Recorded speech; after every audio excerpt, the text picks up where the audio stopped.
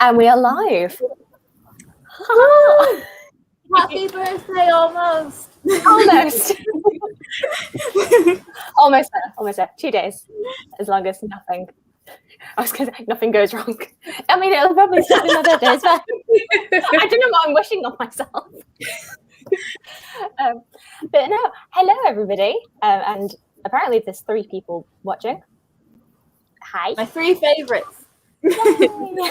It's my lucky number is 3. So I got all my lovely booksy friends are here to do a live because it is going to be my 26th birthday on Sunday, but it's also going to be my 2nd birthday that I have spent in lockdown, and I wanted a better one than the last time round, which was not terrible, but it was in the London trip that I had planned. So I feel like this should hopefully be a lot nicer. And I have every faith. And there are people talking already, and I'm so excited. Can you tell I've never hosted a thing? I don't know what to say. I just rambling things. Oh, okay. I'm going to be a very bad guest and start eating my noodles. Do it. Do it. Because I changed my mind. I did contemplate bringing noodles. My takeaway is going to get delivered at about 8 o'clock. I'm so jealous. I mean, I've had food, but I'm so jealous. I should have brought some. I brought my J2O. That's me really living it up. Because everybody's always you got your cup of tea. Hey. Hello. And Karis is in. Hello, Karis. I hope you're enjoying your lives, your sprints.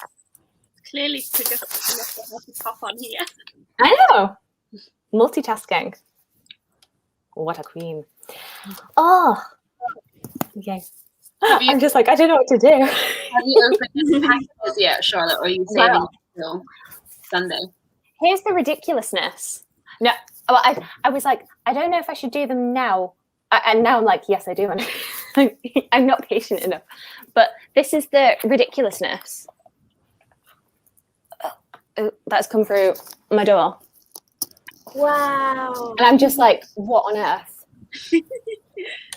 And my mum was passing me stuff, and she was just like, Charlotte, what have you done? I was like, it's not me. It is not me. I am not guilty, not this time. This is why I asked if you wanted us to send it now or wait until you moved. Yeah. Oh no, I like. It's very exciting. And I don't know when to do them, but oh, this is a very important question. Has anybody got cake? I've got scones.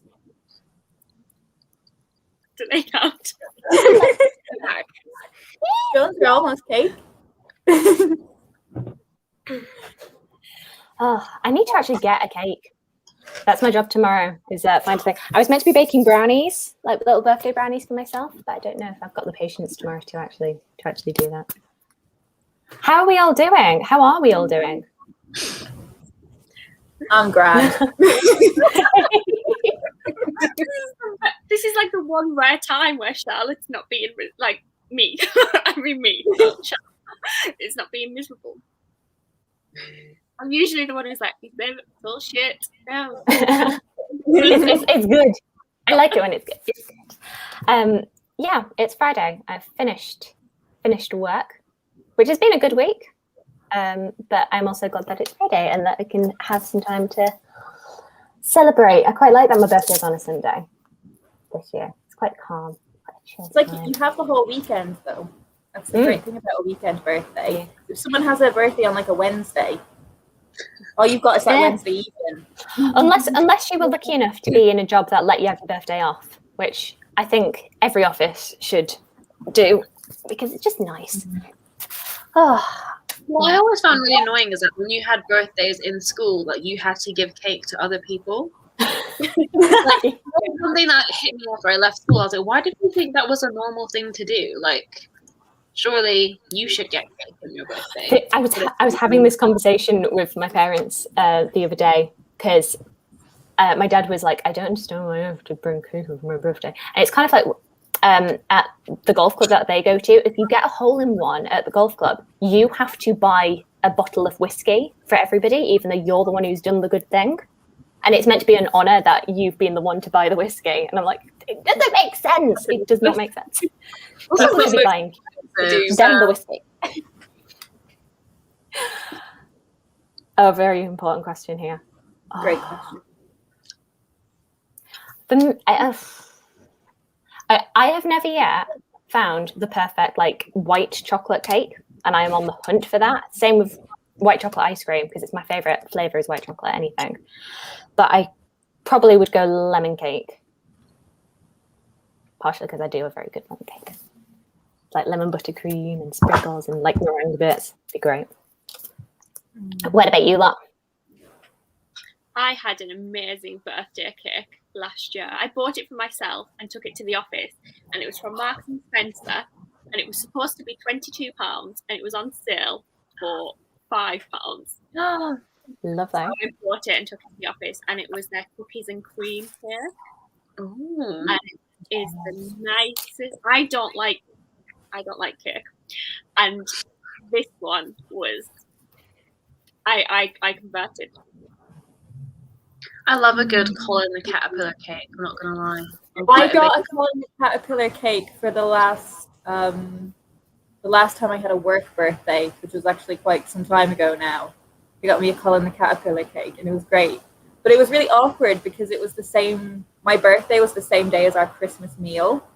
So we were like going out for drinks after the meal. And I had this Colin the Caterpillar cake, and I had like gifts and flowers, and I'm like, how am I meant to go out? December birthday props. My flatmate is an excellent baker and one of my oldest friends, so she made me my birthday cake, and it was a cherry cake, I think, but she did like half of it pink and half of it orange, and it was all iced, and it was fantastic. She's like the best person to live with. That sounds very aesthetically pleasing as well. Yeah, it was. Oh. And once again, I agree. Noodles is the absolute worst food I could have picked for myself. So I do apologize to you all. Not quite the levels of glam I was hoping for, but anyway. I sometimes know that I've got a live coming up and I've got food, and I think to myself, oh, can I do it? Can I bring food? And no, I number one, I can't talk when I'm eating, and number two, I'm too much of a mess with food, so I'd just be like, you guys. It's no good. I'm realising pizza was not the most glamorous food to go with. Unless you do like the very dainty, like cutting up with a knife and fork. No,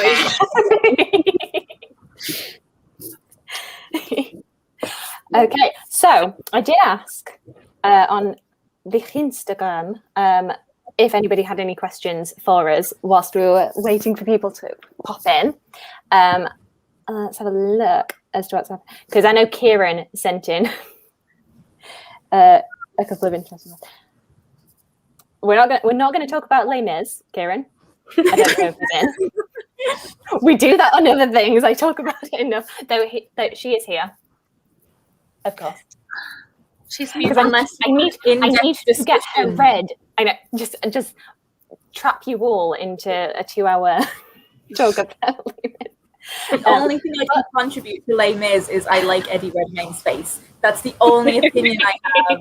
So no, I know Kieran's finished it and he watched the film. And he was like, "Are you proud of me?" I was like, "I'm very proud." Though I technically would have preferred one of the concerts, which are better. We know I have opinions on this. But... I had a very vague idea of what Les Mis was, and my friend wanted to go see it in the cinema when we were quite young when it came out. And I remember just turning to her about 5 minutes in, like, is it all singing? And it was just like a really horrific moment because I just had no idea what I was signing up for. But I mean, I enjoy it now, but like at the moment, I was just like, wait, what? Because I knew it was my mom's favorite book, and like the way she described it was very like literary and important. And I was like, wait, why are they singing? What makes me laugh about that story about the singing is I went to see Cats at the cinema with my friend on like when it came out.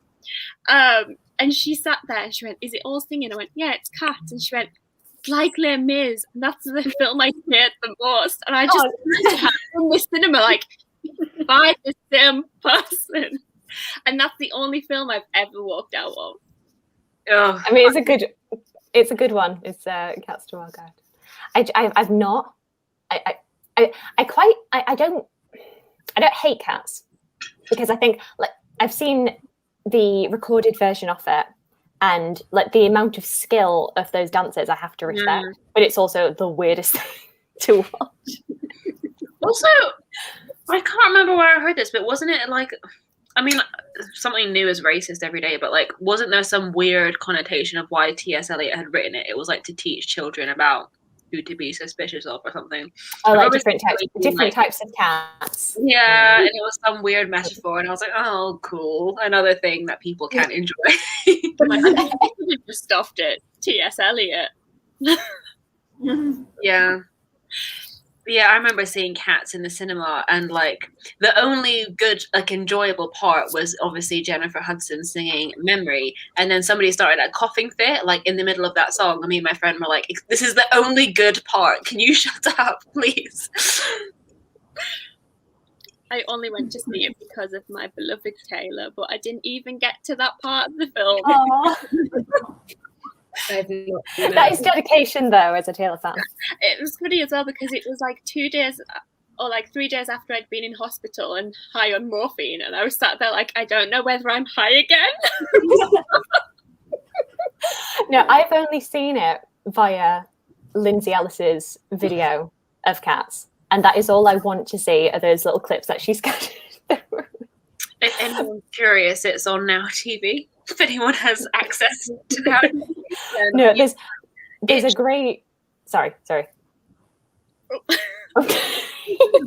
No, there's a great story that is right at the beginning of that video, which is Hal Prince talking about Andrew Lloyd Webber coming to him to talk about the idea of doing Cats, and Hal Prince is like, I think he's like a big director, and he's just like, I don't get it. Like, what's it about? Is it like symbolic? Is it meant to be like about Queen Victoria and Disraeli and all of these different cats? And then Andrew Lloyd Webber apparently just turned to him and he was like, Hal, it's about cats. And then he just ends the conversation by being like, and we never talked about it again. That is the show. It's about cats. Oh, Shannon's here. We'll never forgive her for being late. Did Kieran ask anything apart from Les Mis? Apart from that, sorry. A very important question. Best fruit, discuss. Oh. Because I did ask him about this one, and he said, I've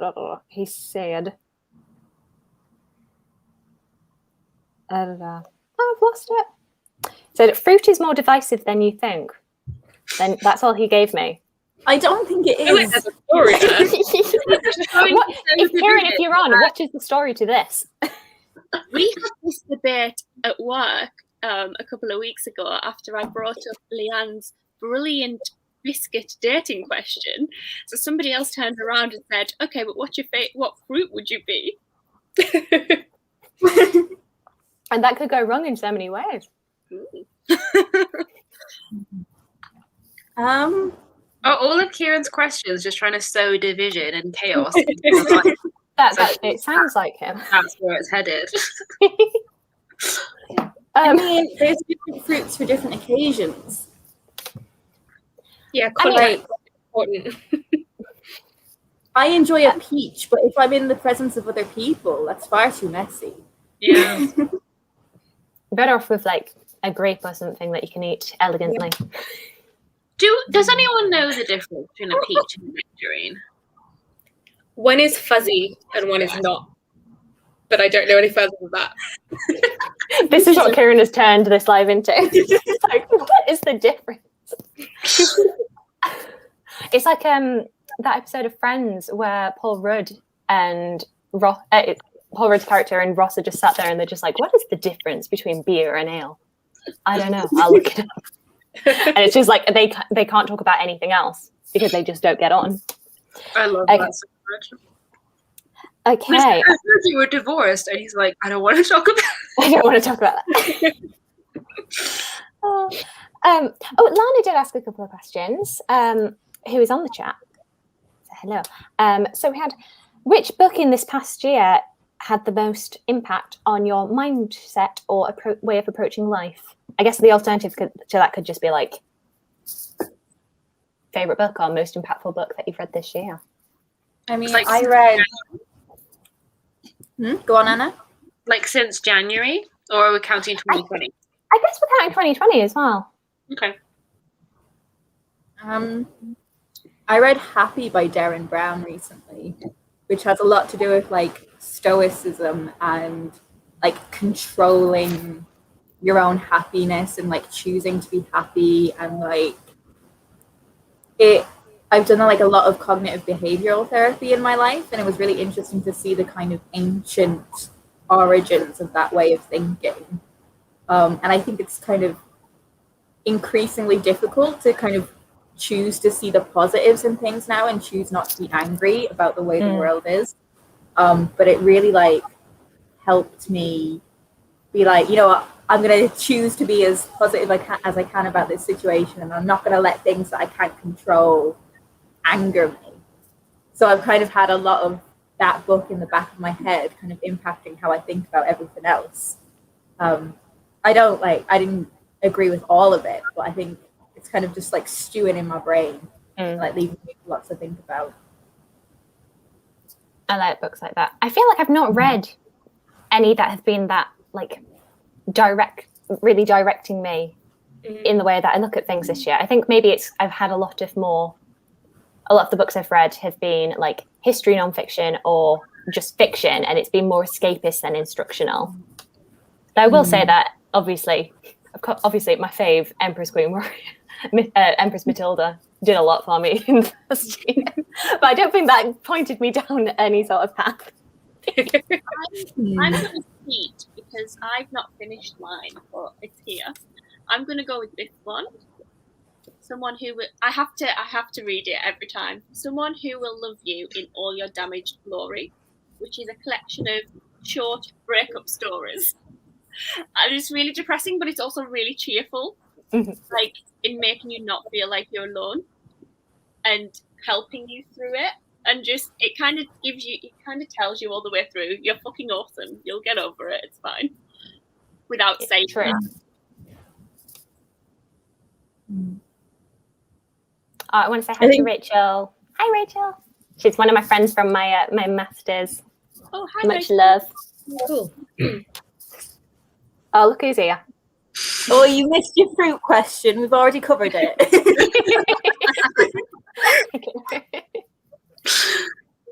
He tried to sow dissent into our group, but he failed with his divisive fruit question. Much love, Karen. And hi to Melina too. Hey, what about you, Sylvie, Anna? I don't know if I've read anything that's been like you. I think a lot of what I've read has been very escapist, and to be honest, I don't remember like a lot of last year. Very clearly, I've sort of blocked it out. So anything did have an impact. It didn't last very long. But yeah, I think I'm going to be quite basic and just say, I mean, not even like I didn't necessarily change my way of like looking at things, but it definitely like verbalized a lot of what I was feeling, and that was Addie LaRue, because a lot of that book is about not being able to leave a mark in any meaningful way, and it talks a lot about, you know, she meets various artists throughout history and time, and then she kind of filters into their works, and that's how she sort of ends up leaving a mark in a way. But because I just graduated from like a creative degree, I very much related to that feeling of like wanting to do something meaningful and like not feeling like you're not able to, especially because of the way the world is at the moment. So I think it very much verbalized what I was feeling, and I read it at a good time. So I think it kind of gelled with me in that way, but I don't think it like changed anything because the world is still the same. But I definitely felt like, okay, this is a familiar feeling that like not just me is feeling, if that makes sense, which was nice. Oh, definitely. Yeah, when I was reading that was one of the main things that was coming through was how do you manage to leave your mark upon the world? Because it's obviously such an extreme situation where she literally cannot physically leave a mark in any way, and she's having to work out different ways of being able to make an impression on other people, and therefore they're able to follow her. And I love that book. If you've not read that book, please read that book. It's so good. It's a very good book. It's right there. Okay. Best memory connected to books since the last birthday. So since last March. I mean, obviously got ye old booktube channel, which I started in May. And that's been a very, very good one. Doing my Les Mis read along, even though I've not finished and almost everybody else on my Discord server has finished it, or seems to be. That's been really great because I don't think I expected when we said that we were going to do it in December that we'd have like 50, 60 people who were on that Discord server and also talking about it and getting excited, which is fun. And it's always really, really nice when over the past year, they recommended something and picked it up, or they've said that they liked it. It's always just like, oh, yay. Yeah. I should have looked at these earlier because then I would have been able to give very good answers for this. But yeah. No, there's been lots of really, really good memories because of due to books this past year. I've just realised it was exactly a year ago today I bought the Flatshare by Beth O'Leary. I bought it like the last day of freedom because I thought, oh, when they lock us down after Mother's Day, then I will have plenty of time to read. And I still haven't read it. I do remember buying my 2 books and this time last year and thinking, I'll get myself stocked up. It's only going to be for like a month or so, and that'll do me. I knew had nothing. Quite a similar experience in the sense of, so I came back to Dublin, I think a year today, thinking at maximum I'd be here for about 3 months. So I brought, I think it was like 40 books with me. And I was like, I'm going to have a limited TBR of just these 40 books. And like, I'm going to have to read these ones because they're all I have. And then I saw a picture of that recently. I've not read them all. Had such plans. I thought I was going to get through all of my Netflix watch later list. I have not touched that list. I've maybe seen 2 things on it, and then most of the time me and my mum couldn't make a decision on what we wanted to do, so we just ended up watching reruns of Tenable and Would I Lie to You. That has been the productive watching of the past year. I mean, that totally makes sense. Like, that's what I thought as well. I'm like, oh, this is like a dream. I'm a film graduate. I have all the time to watch all the films. And then literally I was just rewatching Princess Diaries. It was all I could have, it was all I could take in at the time. I was like, I need comfort and familiarity. I don't have energy to watch something new. And it's that thing as well, me and Dad would try and work out a film we were both in the mood for, and then when I wanted something happy, he wanted something more serious, and we just couldn't sync up. We just ended up watching Friends on Comedy Central because it's something that we both know, we both like, that's familiar and easy, and neither of us have to really pay attention. So yeah. I think I did a familiar story. I had such plans. No. Yeah, because saying that, we started watching. We'd started watching Belgravia, which was another, I think it's Julian Fellowes. And it's it's meant to be early 19th century, very posh, privileged people. And we watched that and we just thought it was rubbish. So we ended up watching Downton Abbey instead, rewatching that for the 3rd time. And that's where a good couple of months of lockdown evenings went to. Because it's just familiar, and I know this and I know these people and I know where the storyline is going, and there's nothing getting in the way of us just watching that and being cozy. But I have watched Dairy Girls in the past 2 weeks, so I think that's productive. Dairy Girls is next on my list. Aoife's just got here. Oh, you said Dairy Girls and it summoned her. I actually had a bit of a tear in my eye at the last episode as well. So I won't. It's not like a big spoily thing, but I'm not gonna. But I won't. Very sad. And my mum, I put it on with my mum, and she has found it. She seems to be laughing even more than I was. Which I don't know. I was like, this is either going to be hit and miss. She's either going to love it or she's going to think, oh, this is so inappropriate. But no, she loves it. It's quite it's parent safe. Like, there's no sexy bits in it. No, it's true. It's true. I should also say hi to Connor because it's his birthday on the 21st of March as well, which is the best time to be born. Happy birthday, Connor. I did actually watch his birthday 30 before 30 whatever video the other day as well, so I knew that. I just didn't click it was the same day.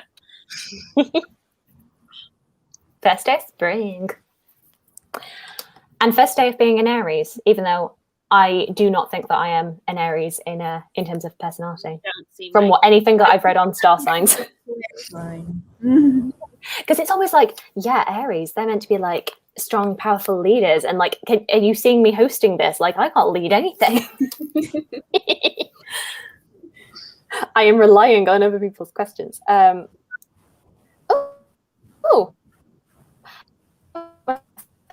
Saying, what is your favorite and least favorite TV adaptation of a book of all time?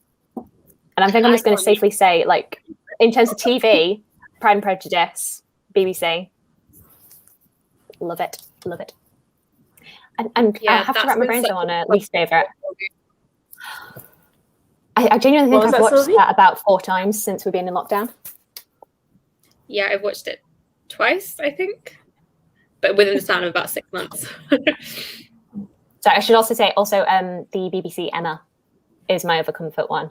I love the movie, but I slightly love the TV series even more because the music was so good. Oh. Normal people. Of course. I should have known. What did I even have to think about that? I mean, I think the Normal People adaptation is so good because I think it adds a lot of layers to some of the smaller characters that you don't really get to, because the book is so in Connell and Marianne's heads and they're just focused on themselves because that's who they are as people. Like, you don't get to see little moments of the other characters so much that you do in the TV show. Yeah, Lorraine definitely didn't have as much of an impact on me in the book as she does on the screen. And then obviously when I reread it, I was like, Lorraine was always great. But I think the TV show is just like best fictional mum ever. I do love that when your series is true to the book, but it also can improve in different ways because it's TV, and they kind of make use of the fact that TV is different to book or to film. I like that a lot. I've only seen that the one time though, so I probably need to find it and give it another watch. That's what stresses me out because I definitely see it from both sides in the sense that like I'm quite forgiving when it comes to like book adaptations, and I see a lot of people when they do like, reactions to when they've adapted something, it's always like, oh my god, they left this out, and I'm like, yes, well, it's different.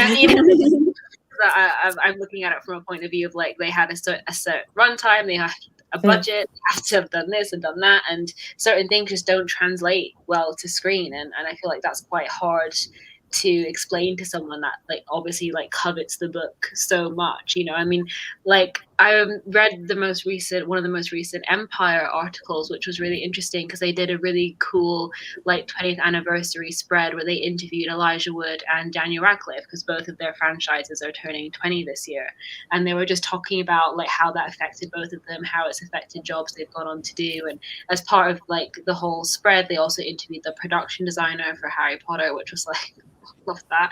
And then they also talked to David Heyman, who's a producer for all 8 films, and they like said, oh, which parts were you really sad to leave out? And there were like so many scenes that he said they had to obviously cut out, and it just like it's heartbreaking, but it also just makes so much sense to me. Like, so much of the stuff with like the ghosts and like Hermione leading Spew and all of that, they just didn't have time. And in the grand scheme of things, it's a nice detail, but it doesn't contribute to like the grand plot. And I just feel like that's what I love so much about having books and a film. Like, they should be different. And that's what I find, like, when I watch, so my boyfriend's quite into anime, and I've read a couple of mangas. Like, I was reading Death Note, and then when I went to watch the anime, and I'm like, it's literally like shot for shot the same.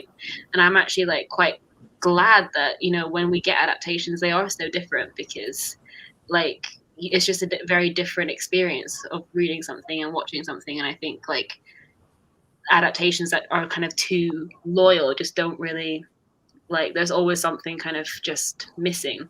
Thank you, Rosie. I was like rambling for a second. I was like, oh no, I'm not making sense. But yeah, having said that, I think my favorite TV adaptation is of a book series I haven't read, and I'm not intending to read, but it's Gossip Girl. That series is, I rambled on about it so much in my life, but it's just perfect from start to finish, and it just captured so much of that time, that like early influencer culture. And then my least favorite is Shadowhunters, because that was trash. So. My he just can't suck you in, even now. I have a Gossip Girl anecdote if anyone would like it. Yes. Do it. My boss is in like boss, like CEO boss. It's in Gossip Girl. No. I've never seen the show, so I don't know who he is, but apparently he plays himself. They go to a publishing house, and he's the guy. Okay. He's in Gossip Girl. That's amazing. Also, for Charlotte, Aaron Tveit is in it too. I know. But The main thing that I remember from that is Chuck making a line about, is this the right thing? It's been a while since I watched Gossip Girl, where he's having a big epiphany about like materialism and not like going into the Upper East Side lifestyle. And then Chuck's like, as much as I want to get that perspective from someone with that much product in his hair. And I was just, that's the one line that stuck in my head, is how much gel they stuck in Aaron Tveit's hair. Oh. Spicy hot take. Exactly. That was what I was trying to say, and Rowan's just done it in like one sentence. But yeah, it should be different. It should be different. That's the whole point. That's literally what adaptation means, right? Yeah. That's literally what the word means. Oh, I'm so sad they took it off Netflix. I don't know where to recommend to track it down, but it is wonderful. I mean, I feel like it was such a soundtrack to my teen years. I feel like I have very like rose-tinted spectacles when I look back at it. Like, I love it though. Well, I have Blair's, I don't want to spoil it here, her blue dress at the end tattooed on my brain. That's so I'm not to say anything. But I love that. Also her red dress. Her red Paris dress. I want that. I was about to say, in the Paris station. Oh my god. I'm pretty sure. I am pretty sure that there were at least like 10 girls who went to my year 11 prom in red dresses, and I feel like it was either that episode or Pretty Woman that inspired that. Mm-hmm. Oh, Gossip Girl was such like a formative thing for so many people. And I watched, like, I recently did a rewatch, and then I did a stupid, like, emotional thread about it on Twitter, but they had this documentary that, like, you know, summed up the whole show that they released before the final episode, and they were talking about how basically all of their actors were unknowns, and they were kind of doing this commentary on, like, socialite culture, and then all of the actors that were in it sort of became socialites because of the show, and they were being sent, like, designer handbags and stuff because they were actors. And it was just very weird how, like, it sort of mirrored the show that they were doing, and I feel like it just has this authenticity to it that a lot of teen shows didn't have at the time, that it makes it more interesting. Yeah.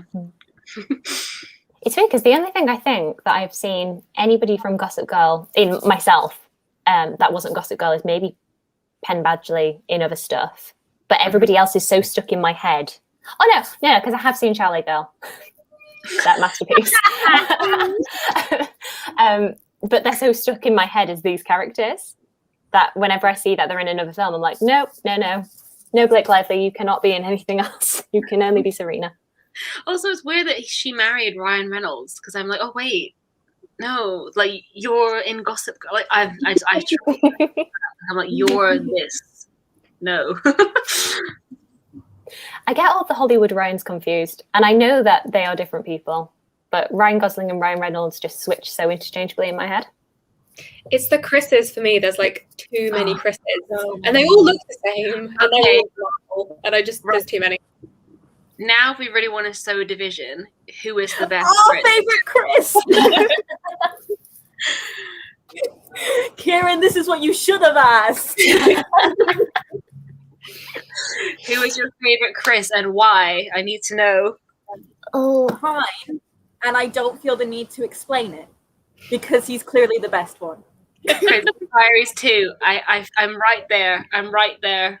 The swimming pool fountain bit in Princess Diaries 2 was like etched into my psyche, and I feel like Chris Pine. Just like hitting him with a fan. Mm-hmm. And falling into the. I think that's where my obsession with enemies to lovers was born. Was that fountain scene? I was like, yes. Have to do it. This is everything.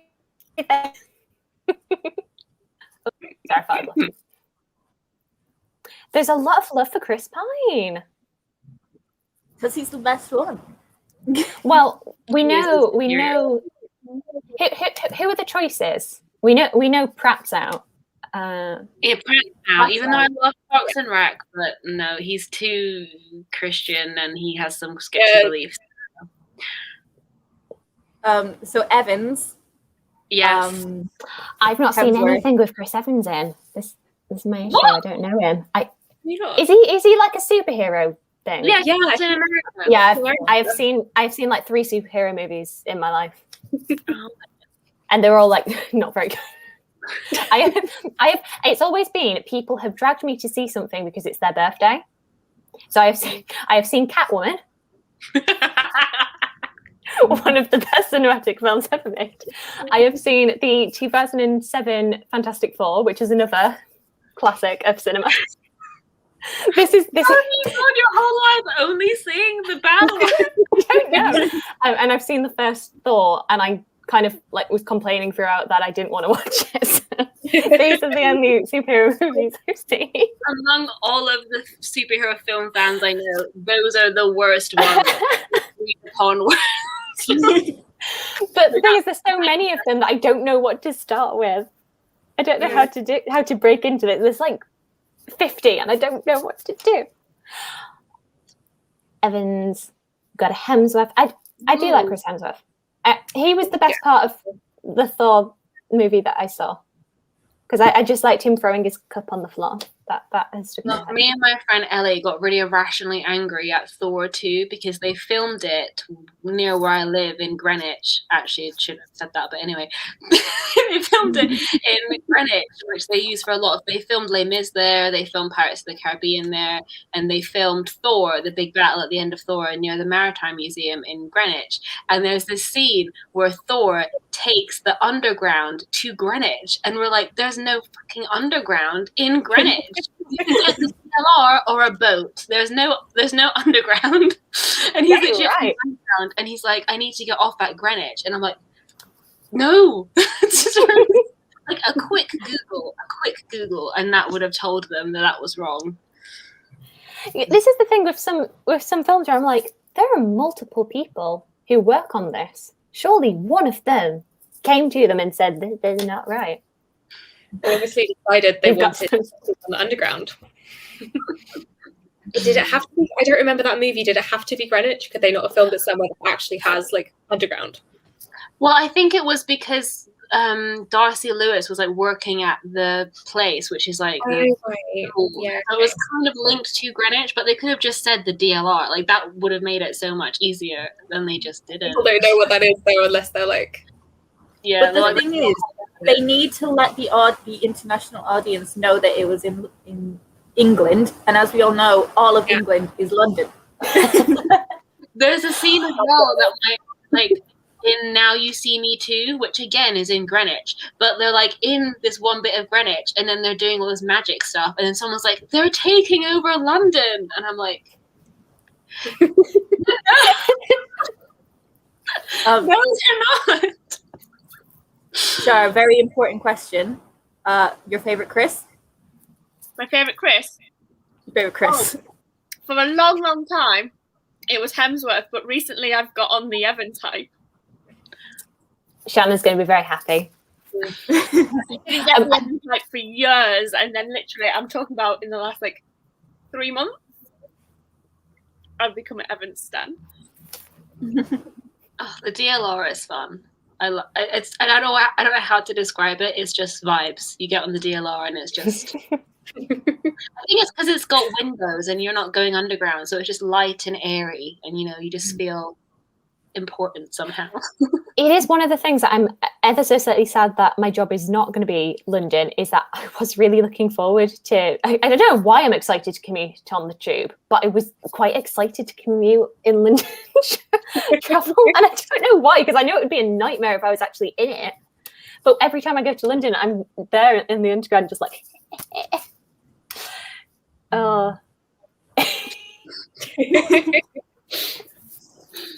Oh my god, on the telly. Oh my god, my dreams. Just be like, what? It's amazing. I'm on TV. Are you talking to your friends off the telly?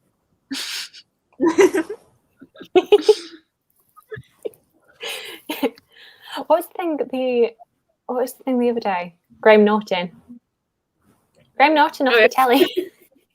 Oh yeah. I love Graham Norton so much. I'm so glad that he's not actually nice in real life, because I think he'd be one of the celebrities who, if you found out, was not nice, really, he'd just be gutted. Yeah, I think that and Mark Hamill would break my heart. I need both of them to be good eggs. I understand that Mark Ruffalo is kind of in the same category as Chris. And I don't know why that makes sense. Rachel, the answer is always yes for me. I can't speak for everybody else, but the answer is always yes for me. I A-level history. Let's see what I remember. Nothing. Can I just say, the moment when I was an adult that I realised that a lot of places have signs, my sense of direction went up by a lot, because when I was little, I was the youngest in my family, so I always just followed behind my mum. So I didn't learn where anything was. I was just like, I'm just going to follow where my mother goes. And then I meant that I would be dumped at Leeds train station and have no idea where to go by myself. But things have signs, and that helps. I think that's the thing about the underground as well, is normally your first experience of it is with someone who knows what they're doing, and they will walk quite quickly because they know what they're doing. Yeah. So you think it's a stressful experience, but if you do it on your own and you can walk slower and look at the signs, it's okay. I think the moment you're grown up is when you can navigate an airport, because the airport was always big and scary as a child, and then once you feel comfortable in an airport, you're like, oh, I'm a grown up now.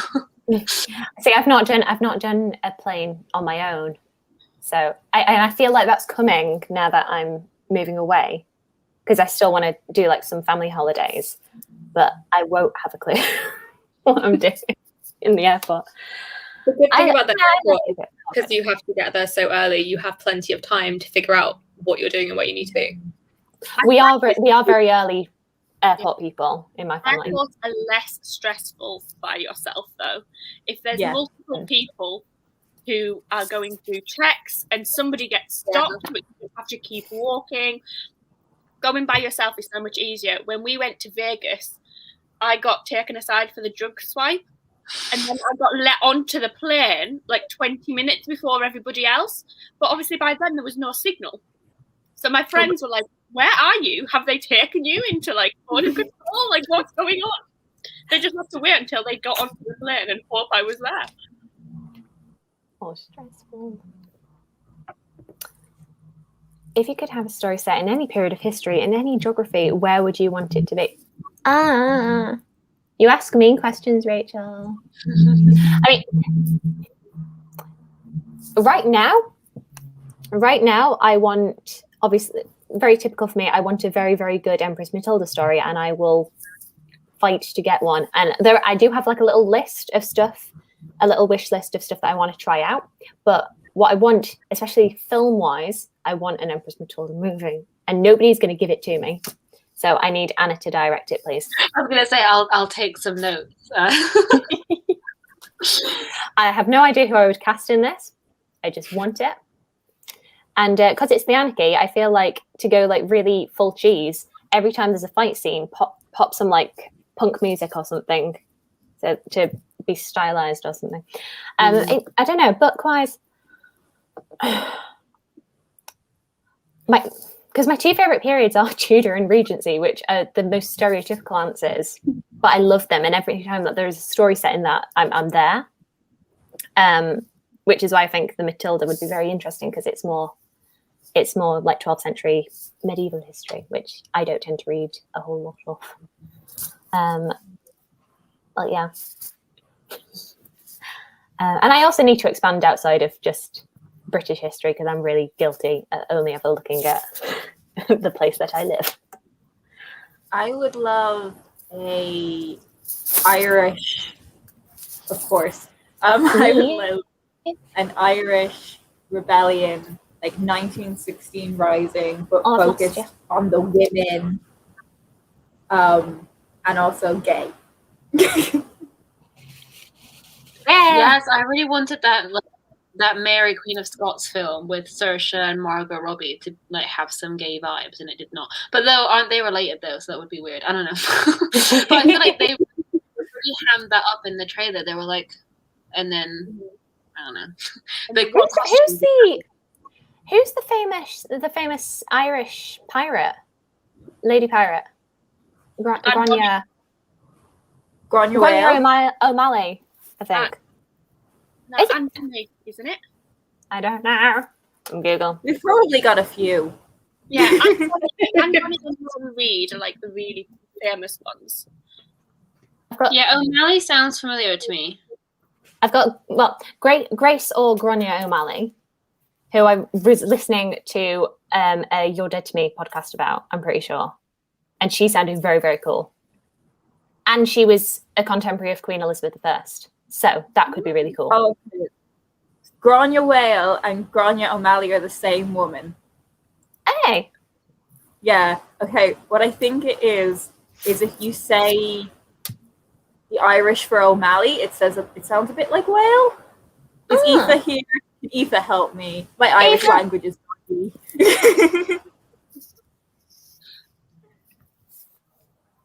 Ooh. But any pirate sounds good to me.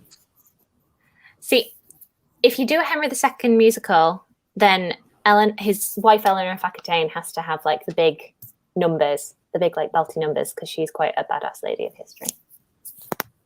I really enjoyed at the National Theatre a couple of years back when they did the James plays, and I thought James I was the best one because he was the Scottish one. I would enjoy that on screen.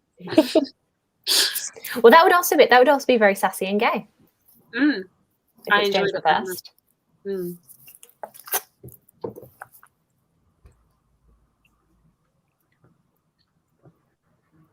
Thank you, Ed. That for Eleanor. I think that's for Eleanor.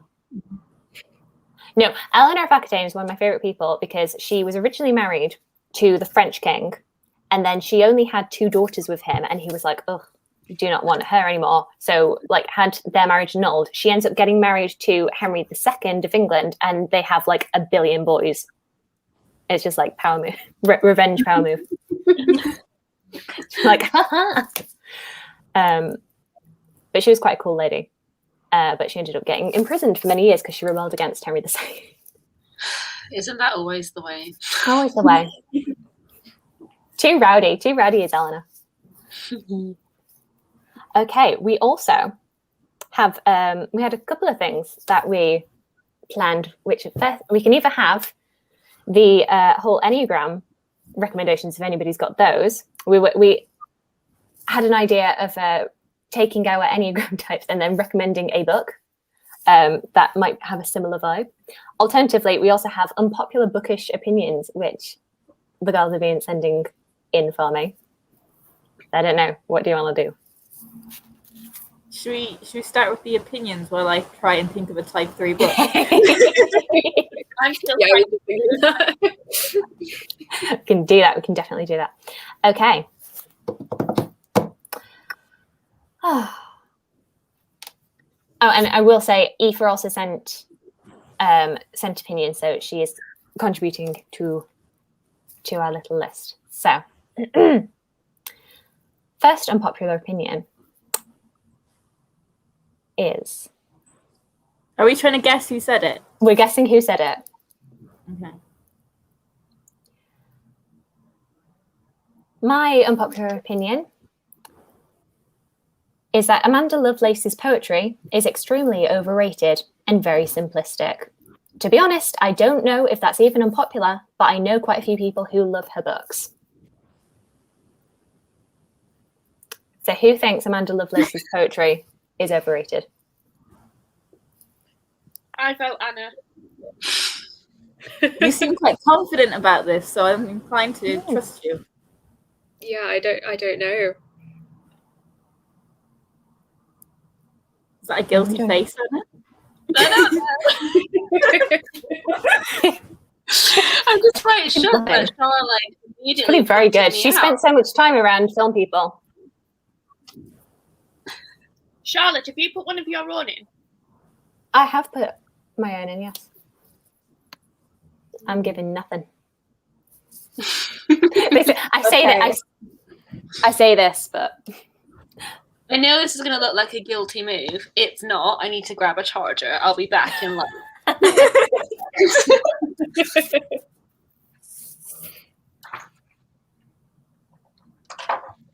Oh, now that makes me think it's Sylvie.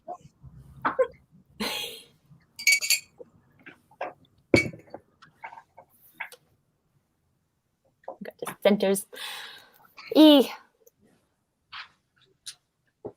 I know I can reveal I have read 2 of the Amanda Lovelace. I've read Stuff. 2. I don't know which. I've There's read, like a I've read billion. Princess, and then I've read the mermaid one, not the one in between. I feel like asking what we think is counterproductive because then we'll immediately know who said that. Right, I think it's Anna. I would be so shit at poker, can you tell?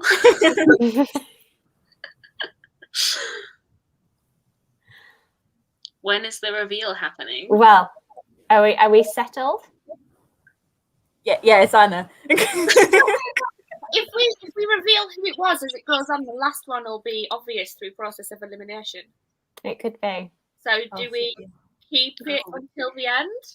Yeah, let's leave it until the end. do Let's it. pretend we don't Oh, know. let's go. That's a very good point. Next one. I read The Northern Lights. I thought it was overrated. I think that's Sylvie. I was gonna say I think that's Charlotte. I was going to say Leanne, and then she answered Oh, quickly. Well, maybe that means it is Leanne because she answered so quickly. It's not, but... Look. No, actually, I think this is Charlotte. I think you've said this on the internet before. Which Charlotte? this, yeah. I'm Charlotte, not Char.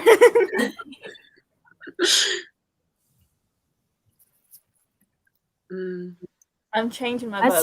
Somebody's got it in for me, Lana. Trying to call me out. I'm gonna go with Charlotte because I feel like if I was gonna recommend a book to Charlotte, it might be his Dormitory. Like I feel like you would like Fort Woman, so I'm gonna say Char. It's on my red shelf. So we're split. We're split. Okay, next one. Yeah. Cool. My unpopular opinion is The Secret History was an average book. Well, we know that it's not me. So. I want to say that's Charlotte, but I don't know whether I'm getting you. I think that's Charlotte. Is it? I feel like if it was Sylvie, her and Shannon wouldn't be friends anymore. Shannon hasn't read it, though, has she? It's dark academia, and I feel like she'd be one. Because isn't that the thing of like, okay, no, I think it's Sylvie, because I remember Shannon saying that it was like a thing that if you didn't like The Secret History, you like the other one. And I think that Sylvie likes the other one. Which I thought. This one. I've not read the other one. That one. I do really love If We Were Villains. I want to read that. Shannon has read it.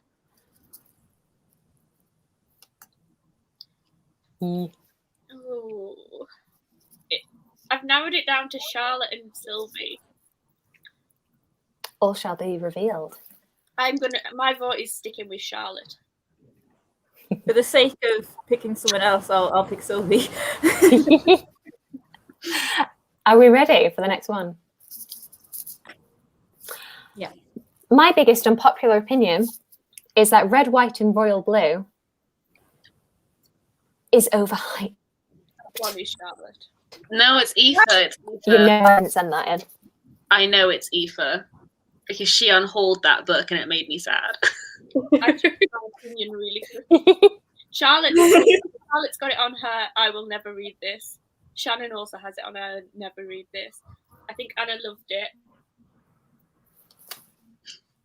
I think it was Aoife. Aoife. Never call a gay book overrated. She would just not have an opinion on it rather than outwardly say it's overrated. I'd go with, I don't. I feel like I know that Charlotte really enjoyed it. So not Charlotte. I don't know. So clearly. So Aoife then. Yeah, Yeah, no, I'm going with Aoife because she unhauled it. So I'll take your word for that and agree with you then. Right, next one. My bookish opinion is that people who don't like millennial fiction are just misogynists. That's Leanne. I feel like that's also something Shar would say. She's defending that quite hard.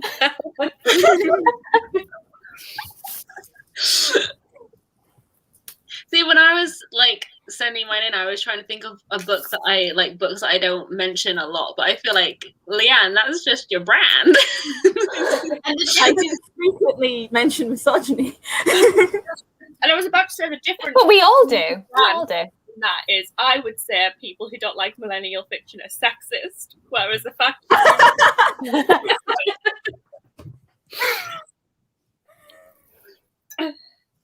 So there seems to be a bit of consensus here. I think it's Anna. Anna, that sled dog.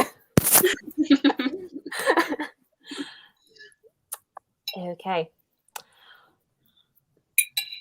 My unpopular opinion is that Call Me By Your Name is not the romantic queer story people claim it to be, but rather romanticizes paedophilia and power imbalances and is sickening for more than just the peach scene.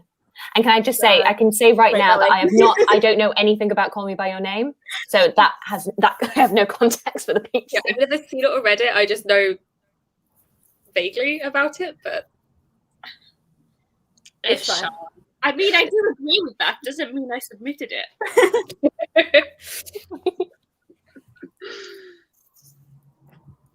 Shannon knows. She knows I all. think this is Sean. Get shot then. Do I want to know what the peach scene is? Watch the film. I sent you a message. It is not suitable to be live on air.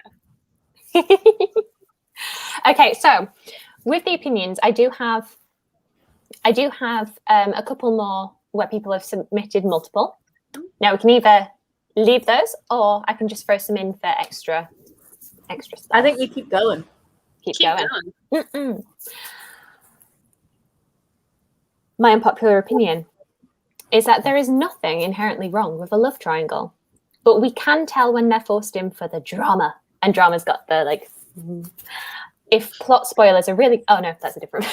That's a different. Forced in for the drama. My formatting did not work for me today. So, who thinks that love triangles are all right as long as they're not just shoehorned in for drama? I was going to say that one was Sylvie, and then the fact you continued makes me think it was yours because you made a list of extra ones. Why would I put extra ones in? What, me? Me? I didn't put effort into anything.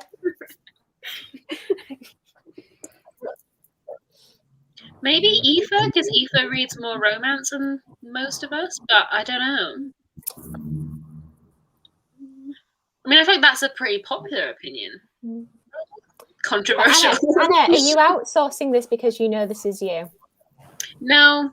I mean, I am a bare minimum type of person. I'm not one. Yeah, I agree with you. There are too many that I feel like could apply to several of us. Mm. We are all quite like similar in lots of ways. Okay, the last one I'm going to do.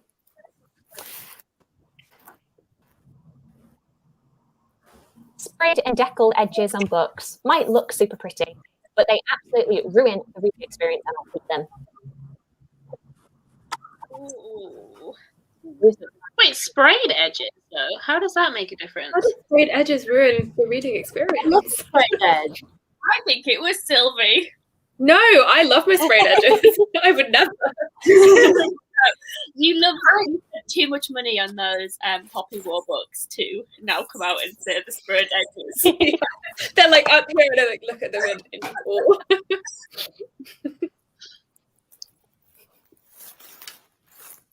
I like a sprayed I edge. agree with deckled edges though. Deckled edges can get in the bin. Yeah. By process of elimination. But how do you know that one of these are and not just lying?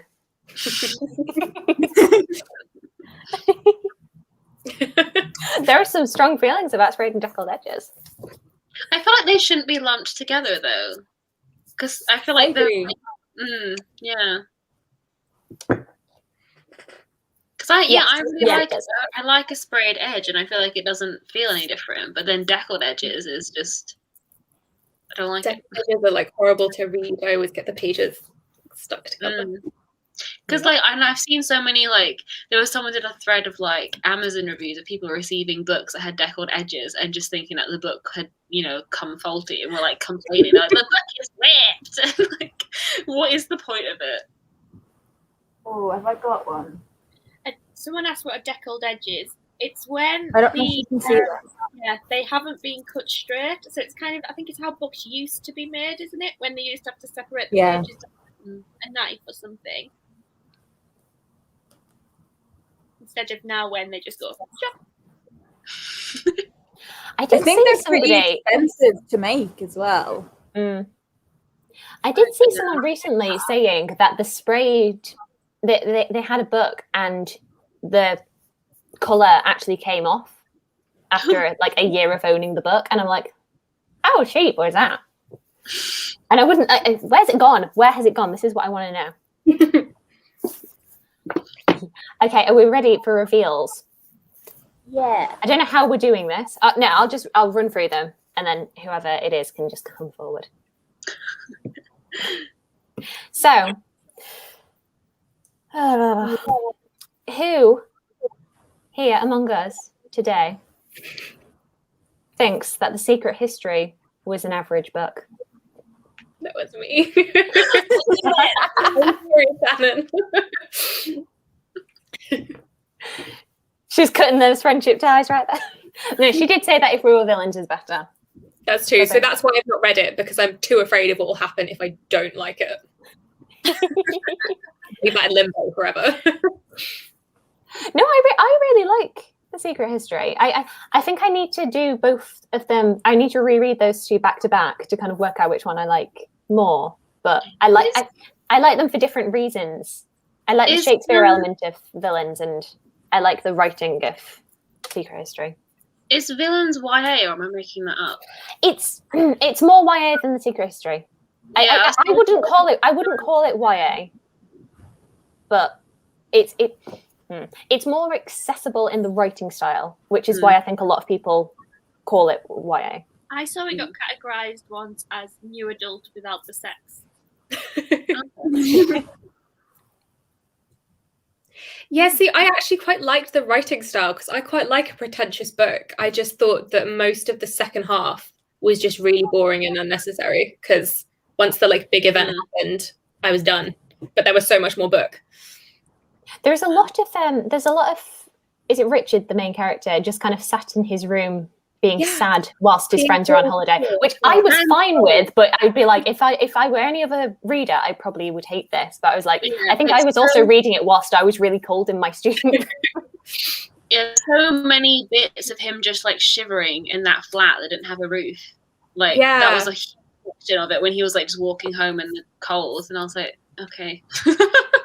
But no, I definitely see, like, I do like Donna Tartt's writing, and her books do sometimes leave me a bit emotionally cold, and I see lots of reviews being like, I love these characters, and like I enjoy the book. I think they're incredibly well written and crafted. I just don't think that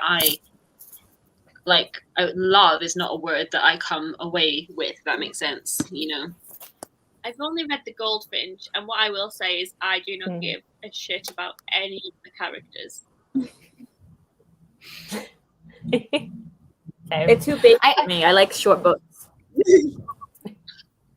I think what I liked about If We Were Villains is that I felt like I got those characters because they're theatre kids, and I spent so much of uni around theatre kids that I'm like, I understand you. I know why you're so obsessed with this thing. And like throwing Shakespeare quotes around to teacher, but that's just what like my friends in sixth form would do to like revise King Lear. We would just like throw quotes at each other in the common room, being like, "We're so cool, we're so smart." So that felt so normal to me. Got very into the Baz Luhrmann adaptation of Romeo and Juliet. For no particular reason, it was because Leonardo DiCaprio was in it, and it's just like it just made that play like come alive. And I remember like there were lots of many a pretentious like learning different lines from Romeo and Juliet, thinking that like we were smart because we understood what it meant.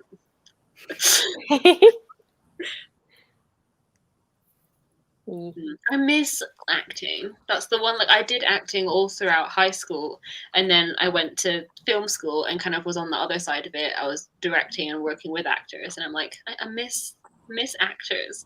Like I miss seeing performances and like characters and stuff. And that's why like, you know, theatre kids like often, you know, theatre is an element of a lot of books because it is about crafting characters, and it's just so fun.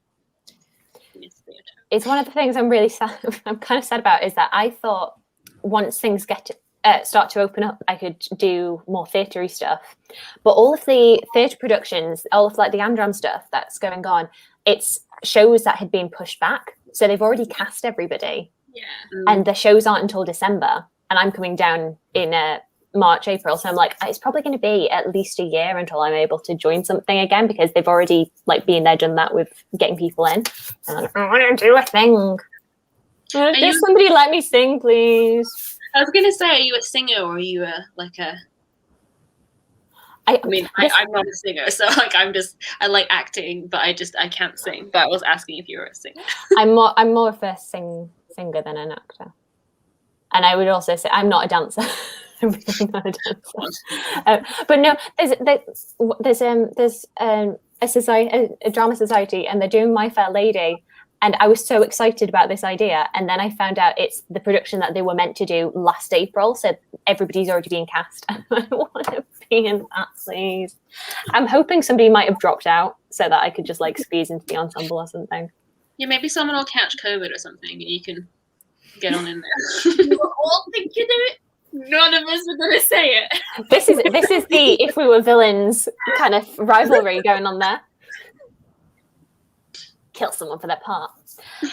Oh, okay. Next one. I do like this idea. I pitched the idea of somebody doing a booktube Shakespeare, And I can't remember who it was for. Oh, it was so, Olive from A Book Olive.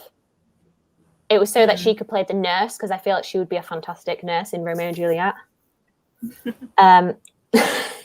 Yes. Let's do Les Mis. Okay, next one.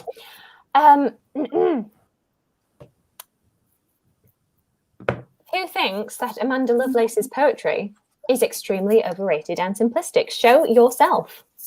Hello.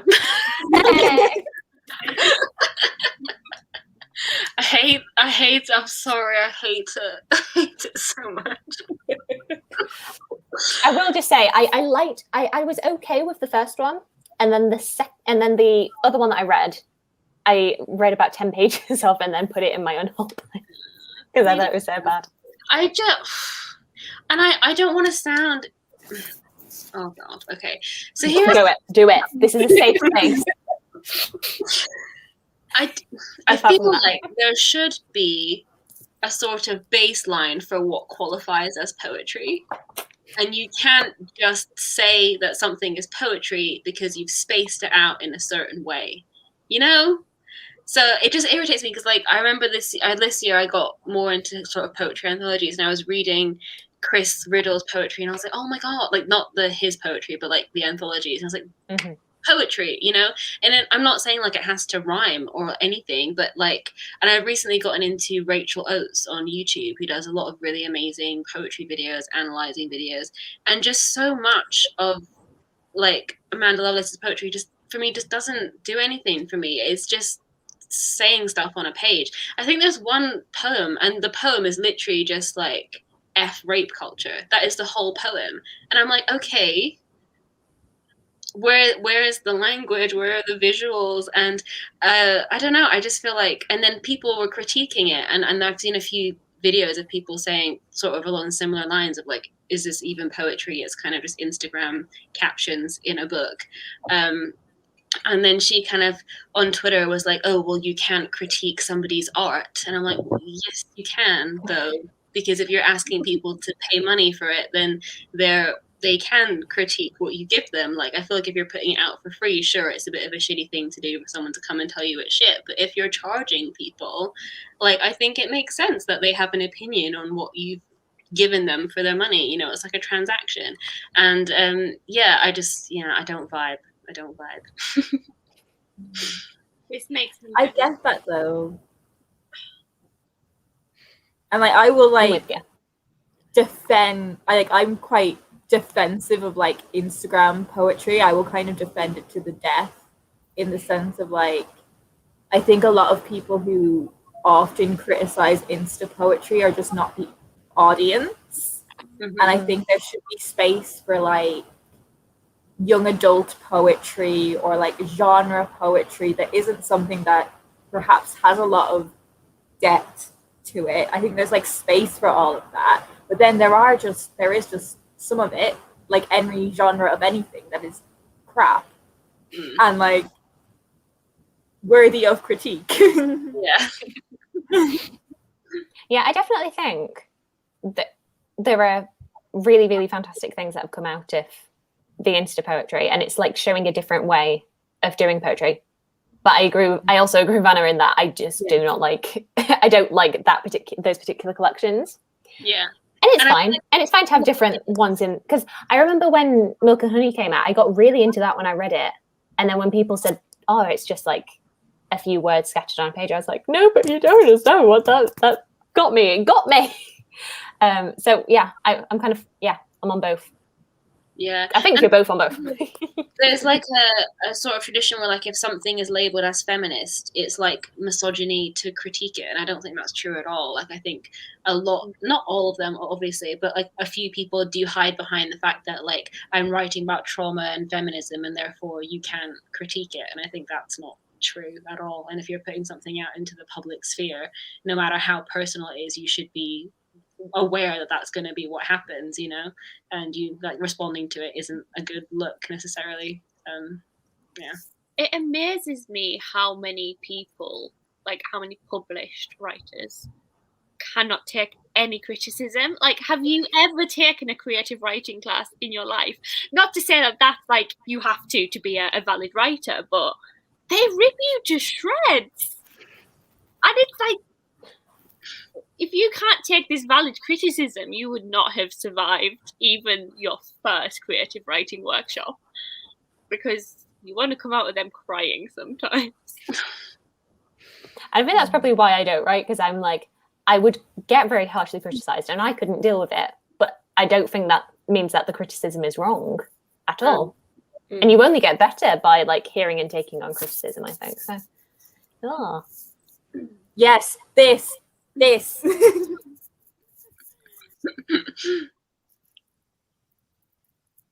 Because I also think there are poems, there's poetry that is just too long. Because I like a good, like, decent page or two, and then I'm quite happy with a poem for myself. And I know people can go longer, but I was like doing some of the romantic poetry, and it's great, it's beautiful, but I'm also like, when are you done? You can say Chaucer, you can just say it. I am not going to be a traitor to my degree. No. I also just like a good rhyme. I love a good rhyme. I don't get enough rhyme nowadays. Yeah, I mean, I think a lot of poetry now, which is not necessarily bad, but a lot of it is free verse. And a lot of poems I love are in free verse. But there is something to be said for a good old iambic pentameter, a nice little heartbeat, you know. It's just nice. Not a lot of people do that at the minute, but I like it. A good sonnet or two. I think I just don't know. I don't know. I don't get free verse, in that I don't know how the form of it. Whereas something like iambic pentameter, I'm like, okay, there is a rule. There is a thing that you have to follow here, and that makes sense in my brain. And it's like, you kind of know whether it's right or not. Whereas free verse, I'm like, what? when I was writing a lot, I would always do free verse because I don't enjoy rules. I think it's those who like to bake and those who like to cook. Do you follow it? How are you at following instructions? This is why I like cooking and don't like baking. See, whereas I see people are not, when they're not good at baking, I'm like, how hard can it be? You're just following instructions. But some people just don't follow instructions, and that's just how they are. Yeah, because I look at a recipe and go, oh, you need that fancy spice that I've never heard of. I'll just use some salt and pepper, it's fine.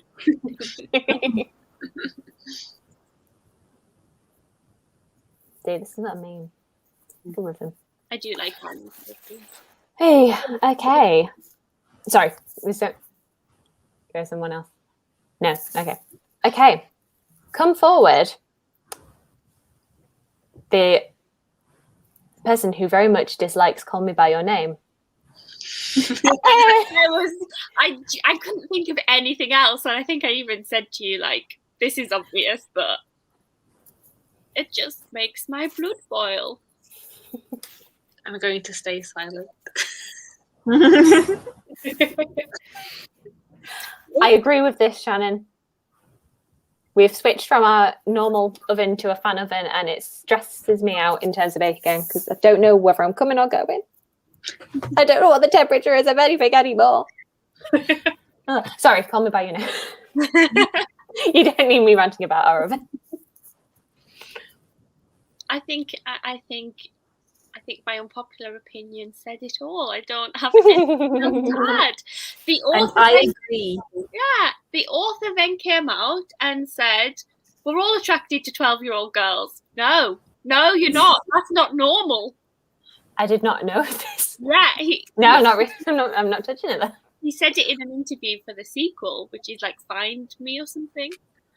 But at least there's something me and Anna agree on. He talked about finding 12-year-olds attractive and that he'd had conversations with his friends, and it was just something that people were all scared of saying in case they got labelled paedophiles. I'm like, well, if you come out and say something paedophilic, you're a paedophile. Sorry, I've only just seen the Twitter chat, so I now know what the peach scene is. Yeah, I think I I could have gone my life without. But I wanted to know. Yeah, Moving I'm swiftly on very, from nothing. my journey, I was in Dublin with my mum, and we saw an early screening of Call Me by Your Name, and it led to a very big argument between my mum and I, because there were certain similarities between, shall we say, myself and certain elements of the film. And the whole last scene with Elio and his father, like, it was very meaningful at the time. So I feel like it found me at like a very important part of my life, and that's why I feel like I gel with it so much. But I'm scared to return to it, like knowing what I know now about the author, because it's sort of like, you know, similar to like returning to Harry Potter. You just like, you can't completely detach it because it has meaning to you, but it's just not going to be an enjoyable experience anymore. I just think if you swapped it around and you had a 25-year-old professor and a 17-year-old female student, which actually does happen in the book, by the way, he has an affair with a 17-year-old girl as well, it wouldn't be this romantic bullshit it's made out to be. It would be made out to be predatory, which it is. Yeah.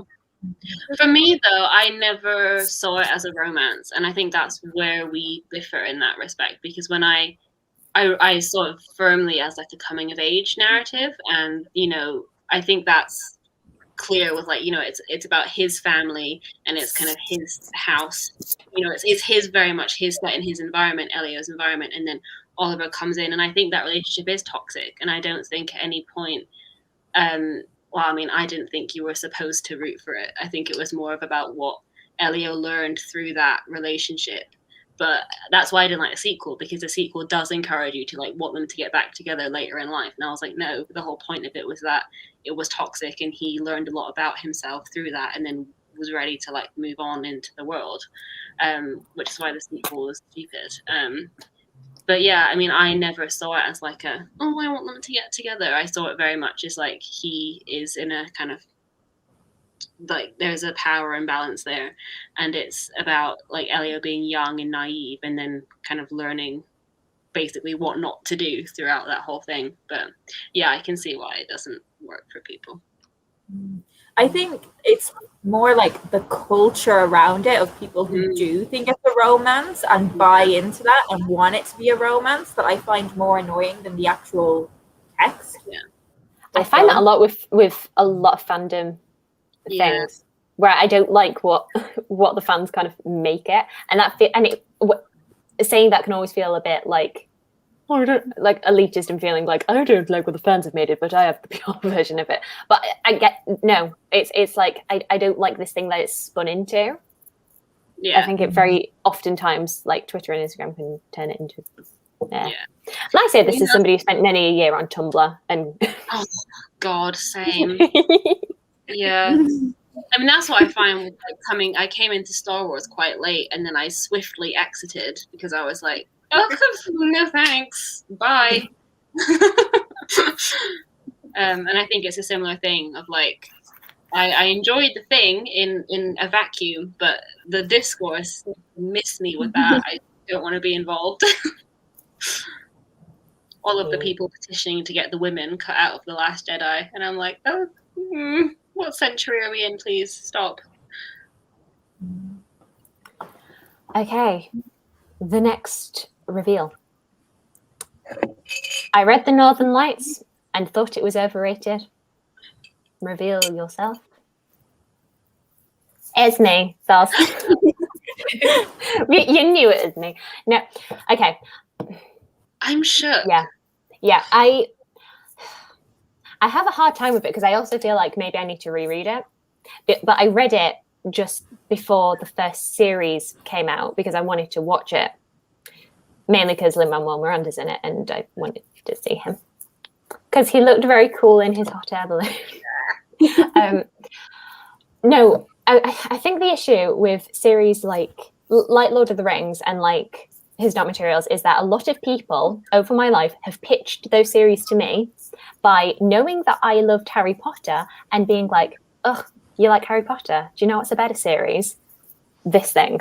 And that is not the way to get me to like something, because if you try and be dismissive of something I love and then be like, this thing's better, I'm instantly going to go into it just like, meh. I think that his dark materials is difficult as well. I got given the first book when I was like 10 and found it really difficult, and then didn't manage to read it till I was like 15, and then I reread it last year and I liked it a lot more as an adult, but it was still difficult to read. Yeah. I think also a lot of people had been like, oh, and it's got these big dark themes, and it's got this like commentary about religion and all that like woven into it, and it was made to be like the best written thing ever. And then when I got to those themes, I was like, this is the most like hit me over the head way of doing this ever. The whole thing of like the dust is from like ashes to ashes, dust to dust, and we all return to dust. And I was like, I am somebody who spent the first 18 years every Sunday going to Catholic Mass. Like, I have seen these before every single week. It's not subtle to me, and it just, I don't. Yeah, I got really annoyed by it because I'm just like, I've seen this before. You're not that smart. They might not let you move to Oxford with an opinion. I know. Can we get a drink update, please? It's water. I'm sorry, really boring. Hey, nothing wrong with water. So yeah, that's me. I'm sorry. Like I say, I have these beautiful, beautiful editions of it because I bought it for myself not last Christmas, Christmas before. And I feel like I'm betraying these beautiful copies to not have like, which sounds so silly. And also I don't I'm sorry, but also I've never thought the idea of having a demon is actually that cool. A lot of people being like, oh, wouldn't you like to have an animal friend following you around? And I just think no, too much pressure. I think it's such a good shorthand though as a writer, like to say like, okay, this person's physical representation of their soul is like a rat or a dog. I think you instantly know what kind of person that is. And like as a writer, that's just so fun to be able to like do that shorthand. Because I think you instantly, like, you know, when watching the series as well, when you see like a kind of scary person come in and their demon's like a spider, you're like, oh, like it's such a good like visual thing. That's what I really like about it. I don't know, sorry. It also brought us James McAvoy making a snow leopard cake, so I can't complain about that. That was on Bake Off this week. He's so the evening I've had, I do not need that brought up again.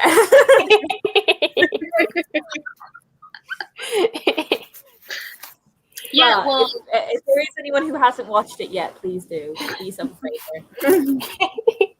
It was written as an anti-Narnia, so that makes perfect sense. So, like, Pullman hated how religious Narnia was and set out to write a series that was, like, the complete opposite and, like, very anti-religious, so. Yeah, I think it's mainly, I think a lot of my friends in secondary school were very much like, I don't like this popular thing. Here is my thing that is not as popular as your thing, and therefore it is better. And I love them, but that doesn't work for me. It does not work at all for me. I was meant to like something. Like, that's what I hate as well, so much of the culture around film school as well. It's like, oh my God, you're not a film student if you haven't seen Fight Club. And I'm like, well, now I never want to watch it. Thank you. Like, you know, if someone is trying to shame you into like doing something, it's literally the way to get me to never do it. Like, it's just so stupid. But like, if you come up to me and you're like, oh my God, Charlotte, this is the most amazing thing. I think you'll really, really love it. If you show me like in a very passionate way, then I'm going to be there. I will so do it. But if you do it in a you're not a real reader if you've not read. Exactly. Like when people say to me that they haven't read or watched something that I really love, it's like such a light bulb moment. I'm like, oh my God, like I get to watch you watch this thing. It's not like like I just don't get people that are like that, you know. Right, okay. This is not book related at all. But the memory that is imprinted on my brain for a very long time, which is kind of like the epitome of this, is there was a guy who was in my friendship group. And I remember being like year 11 and we were sat in the library and I had my iPod in, my little iPod Nano. Classic. And really? yeah, it was purple. Mine broke last year and I was so heartbroken. What? Why do you have that historic relic? Because it still works. I still use it. I had mine until last year and it broke and I was heartbroken. No, I had that. I was listening to it whilst I was doing my reading, and then he just out of the blue was just like, "Oh, what you listening to? What's on your iPod?" He grabs my iPod and starts scrolling through, and I think I've got this beautifully well curated collection of like Disney and musical theatre, because that is my music taste. And I will not apologize for my music taste. And he scrolls through all my artists and he just turns to me, throws it back at me in disgust, and he's like, "You've got shit taste in music, Charlotte." And I was like, "How dare you?" But 15-year-old me took that so personally and was like, "I'm never going to tell anybody about things that I like ever again, because I'm just going to get destroyed for it." This is one of the things that I learned very young. Like, I was literally brought up by parents who were like what you like and don't care what anybody else thinks, because my parents had a Star Trek wedding. So there was no way that I would not turn out to just love what I love unapologetically. I think I'm also a bit of a people pleaser. So when somebody's like, "I don't like this thing about you," I am just like, "Well, can't change it. It's what I like." You're not actually a pleaser until you start pleasing yourself. I got told in year 7, Hannah, you'd be so pretty if you got a nose job. That started a complex for me that has lasted for years. We love a girls' school, don't we? Oh God. I found out years later from the same girl. She said that once I'd gone round to her house, and then after I'd been there, her mother told her to like watch out for me because I was going to be like competition in a few years, which is just all levels of fucked up. So I feel like that was like a her issue and not a me thing. So that was a her issue. Yeah, what a thing to say to your child. I know. Also, we were like 12 at the time, so like, what was she implying? Very strange. I agree. Other girls and other women are not competition. Exactly. They're friends. No. Oh, we're doing this. Okay. My opinion is that people who don't like millennial fiction are just misogynists. Show yourself. It wasn't me. Was it not? Yeah, it was. You had me for like a second. I was like, Thing is, I copied all of these down into my OneNote, and when she said it wasn't her, I was like, wait. You had me. I mean, yeah. Yeah. I mean, okay. No, they're just sexist. We actually had this conversation earlier at uni. We have a book group on a Friday, and we specifically were talking about Irish millennial fiction and how it's like women who are taking that over, and it gets so much hate because it is women writing it. But then my millennial I think there's like a difference between disliking like an individual book of millennial fiction. Also, what even is millennial fiction? Oh, bye. Like, what even is millennial fiction? It's just like mostly young women talking about their stuff. But I think there's a difference between talking about like one book you didn't like and just being like, "Oh, I don't like millennial fiction." Because what does that even mean? When people say that, they mean fiction that is written by young women about things that young women care about. That's what they mean. They just don't want to say that's what they mean. Yeah. Thank you. I said what I said. You know, internalized misogyny screwed me over type video, and like talking about all the books that I like never thought I would read because of internalized misogyny, and like getting over that hurdle because it is so gross. It's so entrenched. You know what? That made me realize recently is that like male film reviewers on YouTube made me think that I didn't like Mamma Mia for the longest time. And I've rewatched that. And I really want to go see Mamma Mia. Like, Mamma how Mia, fun. just pure joy. If you don't like that film, you don't like being happy. I'm sorry. Like, I just don't understand. I don't get it. That film is just so unapologetically fun. I think maybe I remember not being that into it when it first came out, and I would have been about 13, which kind of makes sense because I'd have been very much like, yeah, I do, maybe. But like, there's no reason for me to have held on to that, apart from the fact that I'd watched like a bunch of guys on YouTube being like, oh, Mamma Mia, it's not like the best made film ever made. It's like, it's not meant to be, but also it's beautiful. Also, it's beautiful. It's ABBA. It's ABBA. It is ABBA. And there's nothing I don't like about ABBA. And the thing is with these men, they class Tarantino films as the best films ever made. So, opinion. Do you know, I could do a whole lecture on people I met at film school and their opinions and why they were all wrong. Like, honestly, I swear some of these people only went to film school so they could then feel entitled to tell people that Tarantino is the best thing since sliced bread. Not true at all. I enjoy a good Tarantino, but his cinema is self-referential. It is nothing new. He is playing on genre conventions of films that he loves, and anyone who's saying that he's this creative genius, yeah, he's cool because he splices interesting things together, but there's nothing there that you haven't seen done better elsewhere. Hot take. No, I think the other thing I've seen that is Tarantino, and I watched it way too late at night. Then I had scenes from that in my brain, and I couldn't get to sleep, and it was not a good time. Are we talking reviewers on this? Yeah, she gets it. Well, just film school men who suck. It's like one of the biggest, like, I'm going to swipe left on you on all the dating apps is when they talk about Tarantino. I'm like, no, we all have nothing in common. You like violence against women? No. Yeah.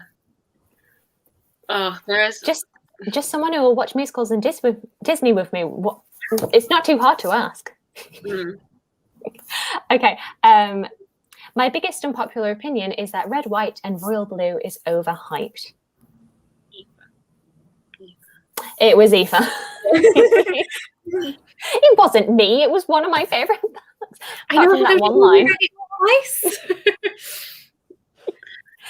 Oh, I also ended up like listening to the audiobook about 2 or 3 times in succession because it's such a mood lift. Is the audiobook good? I've not heard it. It's all right. It's all right. It was on Scribd.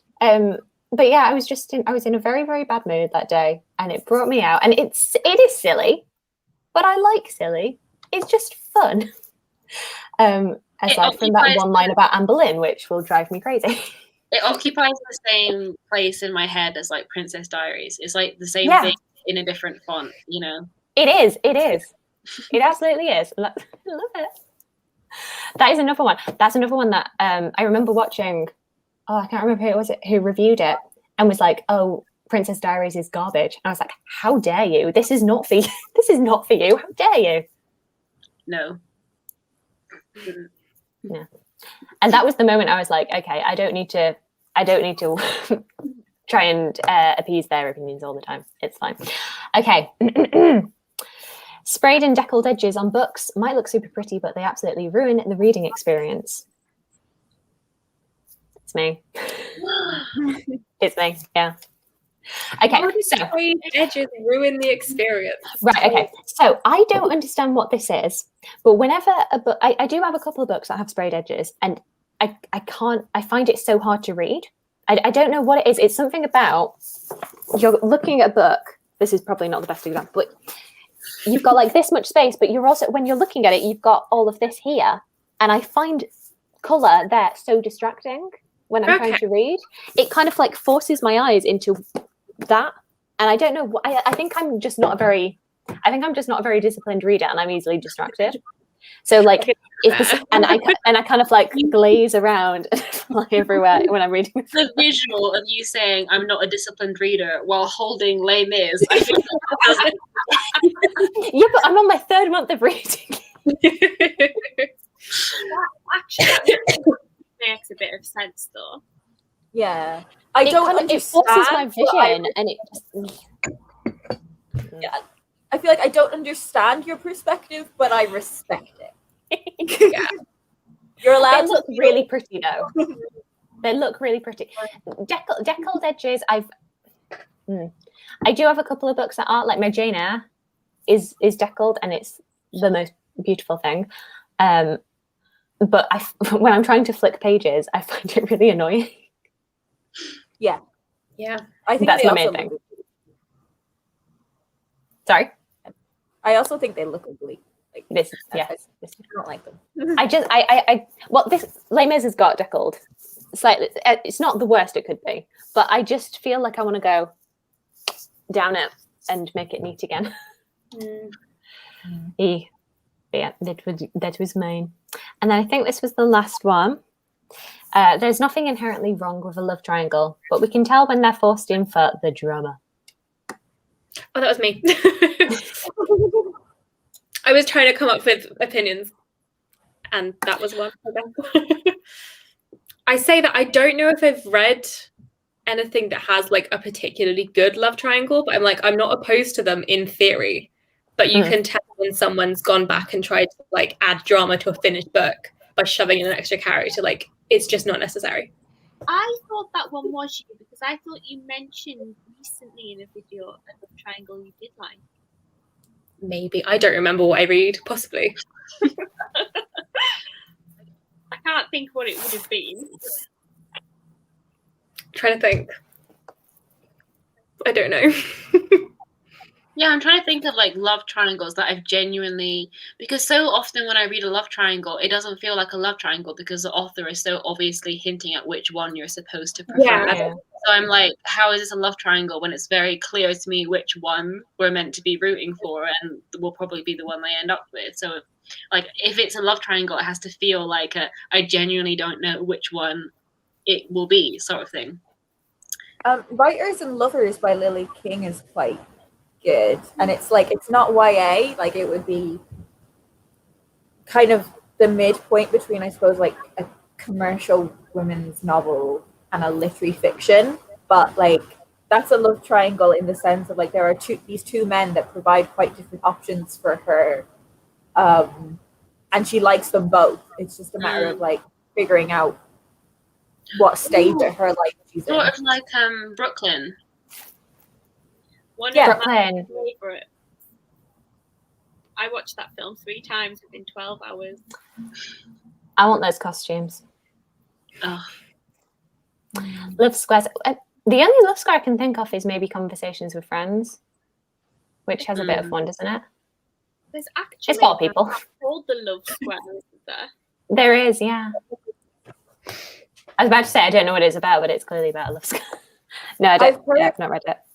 Some not great reviews about it in that it's not actually a love square. Like it's meant to be very obvious. Yeah. who And the person is. he's just dating multiple people. It's not actually like she's committed to any of them. Yeah. It's also I've said before I don't love. It's not really a love triangle as such, but like the disposable boyfriend or girlfriend that somebody's with at the beginning of a lot of rom-coms, and it's like they're not going to end up with that person because they've either been given no personality or they have the worst personality where you're just like, why are you still with this person? Oh yeah, to be an obstacle to the main love, and I don't. Did you talk about this recently about the Switch? I did, yeah. I hadn't thought about it until you mentioned it, and I was like, actually, there's no reason for her to have a boyfriend. No. The book would be the exact same if she didn't have one. Well, what I thought they were going to do with the Switch was I thought the boyfriend was actually going to be like a good guy. He was going to be a nice, compelling person, but he's just, for whatever reason, not right. And I was like, well, that could be interesting. He could be an interesting character and you wish him well. And then he just very quickly dissolves into like the rubbish corporate boyfriend who doesn't care about emotions, only cares about profit, and then he cheats on her. Sorry to spoil. And I was like, okay, well, you've just made him the worst person ever when he could have been a lot more than that. Yeah. I I don't know. think there's something much more sad about like there was nothing wrong. They were just not right for each other. Yeah. Yeah. Yeah, and that's a much more realistic situation. Yeah. He doesn't have to be the absolute worst person to. You can get over a dickhead really quickly. You can. You just look like they were dicks. There's no point hanging on. I'll be sad for a couple of weeks and then on to the next one. Indeed. And there was none of that severance. Yeah. And Yeah, that's the thing. Everyone holds Twilight up as this like, oh, love triangles, and I'm like, that to me was never a love triangle. I was who was rooting for Jacob apart from maybe Shar. Like, I think that was always signposted as like it was always going to be Edward. So like, what is the point of having the Jacob trying to kiss her? She breaks her hand on his face. I was like, this is just silly. Like, we all know what's happening here. Like, we all know. And like, was I really Team Jacob, or did I just fancy Taylor Lautner because I was a horny teenage girl? this was my thing. I mean, we all skipped the Jacob sections in Breaking Dawn, did we not? Like, come Oh on. yeah. Oh yeah. Like, I definitely didn't want her to end up with Edward either, though. I just Go get your PhD in science, in your biology. That's what you need. I don't know if you can get PhD. I'm sure you can. I don't know the sciencey side of uni. Oh, I think you can get a PhD in science. I don't know. No, the term for it. I'm sure there's like something. You're getting your PhD in like this very small subsection of science. It's not just PhD in science. Yeah. Science. I do science. I know all the science. All of it. It's like when I came out of medical, I was just like, I am now a master of history. I know nothing. Okay, we have done all of the opinions, and now I'm wondering. That took us longer than I thought it would. I know. I'm sorry. We got proper debatey about it. Juggled edges. Okay, so I got some things. Is now a good time, do you think? Yes. Do we want to debate it? Do you want to debate this? Like, take it around the team? Or? I just want to flag that there's nothing there from me yet, but there will be. Oh no, that wasn't meant. It wasn't meant to be like a name and I know, shame. but He's not sent me a thing. That was me on Shar's birthday live because I did a stupid thing and it came like a day because I remember Shar, like, you did it in 2 parts and you had like to tack on some at the end of your birthday book call. I remember being on your live. You're like, it's coming, I swear. I never expected anybody to send me them, and then like 3 more turned up afterwards from you, Eva and Rosie, and I was like, oh, you didn't have to. I didn't want you to feel like after everyone else had given me something and mentioned it that you had to send something. That was my point. It genuinely, like, I'd done it before, but like it just was taking ages. Yeah, well, I ordered Charlotte's presents on Monday, and they only arrived today. So. Amazon, rude. Yeah, I think I was the latest with Shar's because I was like, I can't get anybody anything until I've got a job. So I sent stuff this month, just be like, here you go. So I was honest. I was just like, if nobody got me anything, then I would not be surprised because I have been not very good at getting anybody presents in the past 9 months. So I'm very, very grateful, and I think you're all lovely. And we've ruined your TBR. Yeah. It was ruined already. I was meant to like read all of my stuff before I went down to Oxford. No, and we're not even helping, giving you more stuff to pack up. It's fine. This is why I did 2 trips. Okay, this is from Karis. Oh, thanks. I hope you have a lovely day and enjoy this book. It sounds so interesting. Looking forward to the day we can celebrate by seeing 6 together. Booktube theatre trip. So this one, which is The Pocket, a hidden history of women's lives. Oh, amazing. Which, because, so these shaped pockets that you like tie around your waist is rather than, you know, obviously our pockets now. There's a whole thing in like costume, in fashion and costume history about the pocket as this like secret, the one place that women, especially in the domestic sphere, would have like privacy of themselves because nobody like knew what was inside their pocket and they could keep whatever they wanted in there. Pockets away from us? Probably. But we can't hide anything. I probably am. But yeah, you've got like in practice, they enabled women to negotiate their relationship to consumption, work, possessions, mobility, and privacy, used as a lens to explore the complexities of women's lives. Tie-on pockets reveal unsuspected facets of the past, bringing women's stories into intimate focus. So yeah, so it's meant to be 1660s to 1900. But no, one of my lecturers from my MA did one of her projects on the pocket, on women's pockets, and it was so interesting. And like you try and explain it to people, and they're just like, right, okay. It's like the niche the better, you know. You need to like on something really tiny, and it's fascinating. But yeah, it's just like this small space where women in history, that was like what they had to have private, because otherwise it was so dictated by family and by other people like nosing their business, because you could barely get privacy in the past. Oh yes, you'll do such a good. What are we seeing? There are so many things we need to see. We've got Mamma Mia, we've got 6. I need to see Dear Evan Hansen again. I need a good cry. I have not seen it. I have not seen Dear Evan Hansen. So I really hope that Sam Tutty is still there when lockdown ends, because he is incredible. So good. I cried all of the tears. It was so good. Oh. This is great. This is a live book haul. I love it. Oh, okay. It's from Shannon, our queen. Best of luck for the move. Such exciting times. Oh. Yeah.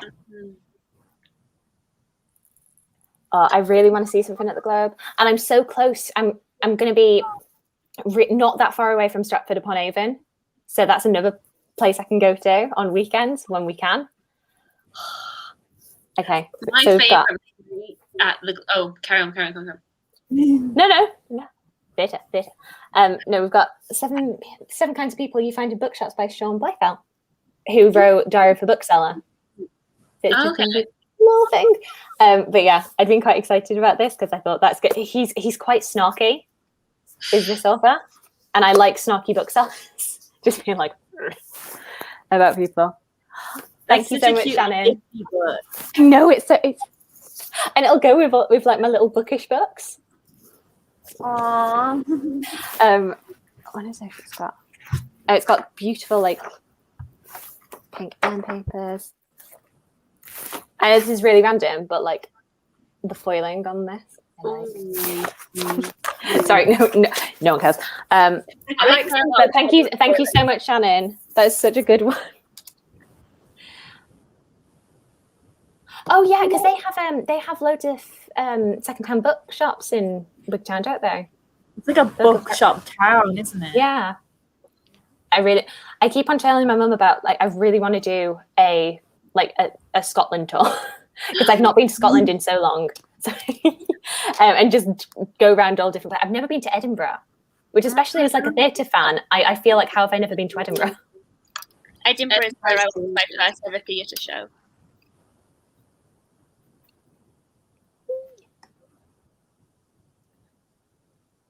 Oh, I love the Globe. what were you going to say, Shannon? What were you going to say? The Globe is so nice.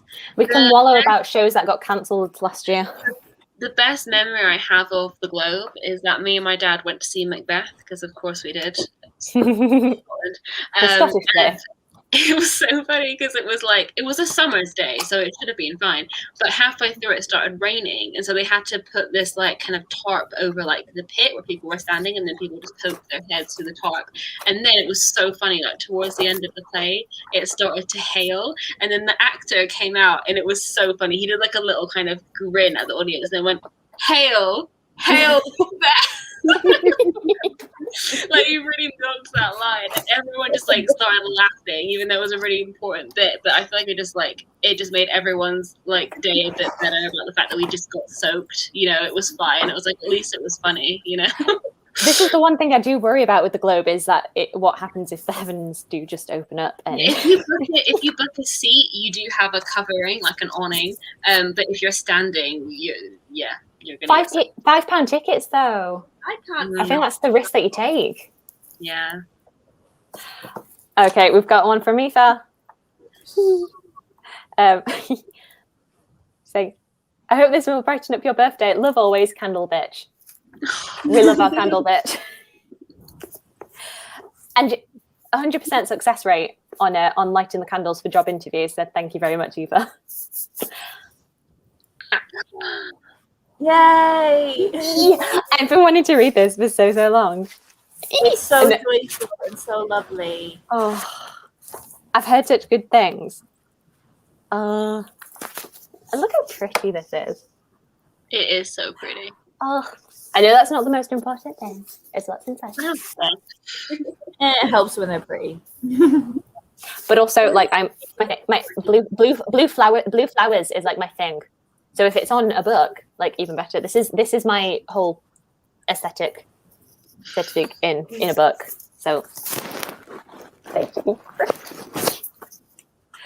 Oh, this is the worry that I had with opening stuff on camera is that does it just look really weird for me to be sat opening presents and being like, look at the things that people got me. No, it's like, do you or is it okay? Christmas, like people's like. I always feel like watching people open presents on Christmas. I always feel like the baby Yoda just holding a cup of tea in a dressing gown. That's what I always feel. And I love watching people open stuff and being happy. Oh, sorry. This one. Oh, she's okay. So this one is. It's about. She's talking about. A man doesn't have to be rich, just the same way that a girl doesn't have to be pretty. But my God, doesn't it help? My goodness, doesn't it help? I need to watch more Marilyn Monroe films. I don't actually think I've seen the whole way through. Oh, I've seen bits and pieces of Gentlemen Prefer Blondes, but I've not seen a full film. Yeah, I've seen My Week with Marilyn, but not bloody Marilyn herself. Oh, sorry, this was from Melina Reed. And she did say she was sending me something, but I forgot. She told me on Monday and I forgot, and now I've got it. I'm like, oh. So if you're still here, Melina, thank you so much. And Leanne will be very happy because I've now got a matching. Oh, yay! I did something very cheeky, and I read that in the bookshop. Sorry, I felt bad wanting to buy it, but I was like having like a hot chocolate, and I just ended up finishing it in the bookshop, and I was like, oh no, I feel like I've downloaded the book. What do I do? Oh no, because Leanne had sent me Book Love, and it came at the perfect time because I was in a really bad mood, and I was also like in a bit of a book slumpy mood, and it just like pulled me out, and I was. So when I saw that she also had this, an introvert story, I was like, hello, this is me. I feel like I need this in my life. Friends was I was just like, let me buy you stuff. Well, it's because I'd had the interview for a different publisher, and I got into final rounds and then didn't get it, and I was just like, what do you do when you're feeling happy? I was like, oh.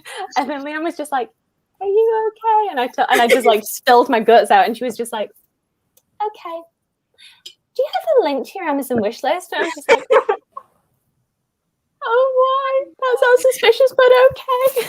And then literally the day later, I got a book through, and I was just like, oh. I did want to be subtle about it. I did want to like sneakily find it in a video description, but it wasn't there. So I had to just be like, look, let me buy you something. And it was, I remember that because that came from my door, and my mum was just like, she was like, what have you been buying? And I was like, I didn't buy it. I bought it, Mommy. And she was just like, that's, and she almost started crying too, because she was just like, you've just found such lovely friends on the internet. Oh, we have an Anna. One that is the fault of an Anna. I bought this book after hearing you talk about it, so it feels right to be gifting it back to you. I think I know. I still can't believe that I have not bought this for myself yet, but I'm very, very grateful to have it because. Yeah, I saw it on your list, and I was like, I want to get this. I was like, how has she not already got it? I'm so confused. It is purely because I've been trying to work the old TBR down, and it never goes down. I bought that for you, and then thought, I thought she had this, so she just left it on her wish list. That's what I thought. Yeah, that's why I kept saying last chance to update your wish list. No, I've just been rubbish at buying. Well, I've been rubbish at buying anything that isn't in a supermarket, and then I buy stuff in a supermarket, and I'm like, well, I guess I can't buy anything. But thank you. Yeah. I'm now at a point though where I'm like, what am I going to read first? There are so many good things, which is not a bad problem to have, to be honest. It's a great problem to have. Oh, okay. Have you read it yet? No. Maybe we should buddy read it. Maybe we should buddy read it. Then we'll feel better about having neglected it for so long. Do you know what I'm really looking forward to? Is seeing Ariadne, which I think is coming out next month. I want to see what people say about that, because that's been number one. It is beautiful, and I just want to know. This one's from Sylvie. Oh, here you go. Okay. Oh my God! Ah! So this is The Light Ages: A Medieval Journey of Discovery by Seb Walk. So I think I said about this in one of my TBR ones, something that I wanted to read this year. But once again, another thing where I've talked about it and then just not bought it. So this is like medieval science. You know, science is the thing that I'm really good at, as you can tell. And basically talking about how everybody has this idea of like, oh, that's positively medieval, and talking about science as if people in the Middle Ages just could not science and could not like make any sort of technological advances, and it's not true. And talking about like the Enlightenment as if like nobody ever scienced before the 18th century, and it gets me really annoyed, and I've had many a rant with my friends about this. So thank you. Well, sorry, I just went on a big rant about this book, but thank you, because I really wanted to read that. Oh, no, I want it now. God. Yeah, I'm waiting for your review, and then I'll get it. Oh. Thank you, Melina. It was lovely and amazing, and I love that present. Yeah, I'm definitely reading this and talking about this, because I will get very het up about this subject, because there's always this thing about it. So sorry, I need to stop talking about it, but the whole thing is that everybody calls the medieval period the Dark Ages, and it's always this kind of idea of like, and people take that to mean the Dark Ages as in everybody was stupid and it was dark because people were dumb and didn't know science. And it's not that. The whole thing about the Dark Ages is that there's a lack of evidence, that there's a big lack of sources for that time period, and that's why it's dark, because you don't have a lot to shine a light on or whatever. Not because people were stupid. People were just as smart in the medieval period as they are now. They just had less resources. And that is my piece, and I'm done. Okay. I've seen a lot of very interesting TikToks on that sort of similar topic recently, of like certain historical things that people, just have just gotten wrong, essentially, because the way that history was documented was by people that did not really know what they were talking about. So like a lot of old depictions of old goddesses and stuff were kind of Christianized. So a lot of the Greek goddesses or Roman goddesses are kind of goddesses of fertility, but I think the actual purpose they had was kind of different, but it was just documented by people who were Western and Christian, and therefore they kind of watered down what those actually meant and very much simplified it, and it's very irritating. Sorry, another tangent. No. I just, when I get on something, I'm just like, so I like it whenever people do too. Okay, this one's from Charlotte.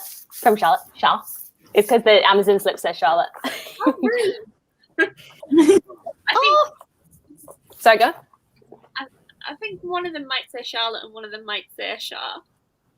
If not, We got both. I was like, who's Charlotte? That's me. Oh, okay. So we've got this, which is a poetry collection, which is a celebration of bookshops. In fact, can you tell I really like books about bookshops and books? Because I really like books about bookshops and books. So I think this is basically... Sorry. Every time you pull one out, I'm like, oh, that's such a Charlotte book. It would be. It's from your wish list. So I think it's different poets writing poems about bookshops and why they love bookshops, which I'm just like, yes, please, all of that. I had to say this poetry back. And she also, sneaky little thing that she is, got me a fiction book, which is The Reader on the 627. This is the one about the guy who works in a pulping factory, isn't it? I think he works in a pulping factory, but he saves a few of the pages each day and he reads it out. I think I've seen that on Lena Norms's channel. I think it's French. Yes, it is. Translated by Yeah, so he saves a few pages and then we'll read it out to the people on the Paris Metro.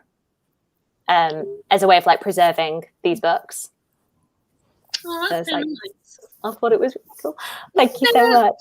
Isn't there like a subscription box that's doing that now?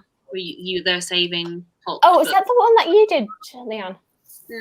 Yeah, they're called a box of stories. If you want £4 off, I'm your gal. Yeah. We like a discount. Oh. Okay. I think they actually, I feel like they emailed me and then it got lost in my phone. I think it was over Christmas and then I just did not look at it. Or I thought it might have been scammy. And now I don't have that email anymore. So I'm like, where are my free books? I threw them away. I've seen a lot of those videos and I think everyone except Leanne got books that sound like something they would actually be interested in. Yeah. Maybe Okay, if I gave them a chance, they would be. Sorry, this is one that I bought for myself because I was weak yesterday. And I got Black and British because I've been wanting to read this for so long, and I keep on reading. Like I've been reading bits of the ebook of it, and I was like, no, I just want the copy of it. So I've got that for myself. I'm very excited about it. I remember a guy, I did work experience at Icon like 3 years ago. And that's the first time that I ever heard about this was one of the managers there was raving about this and saying how fantastic it was. So I've known about this book for so long. And like there's been a whole documentary series since. And yet I've still not picked it up. So now I'm like, now I have no excuse. I have to read it.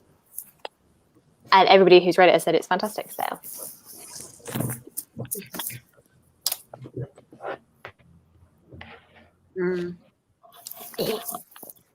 It sucks.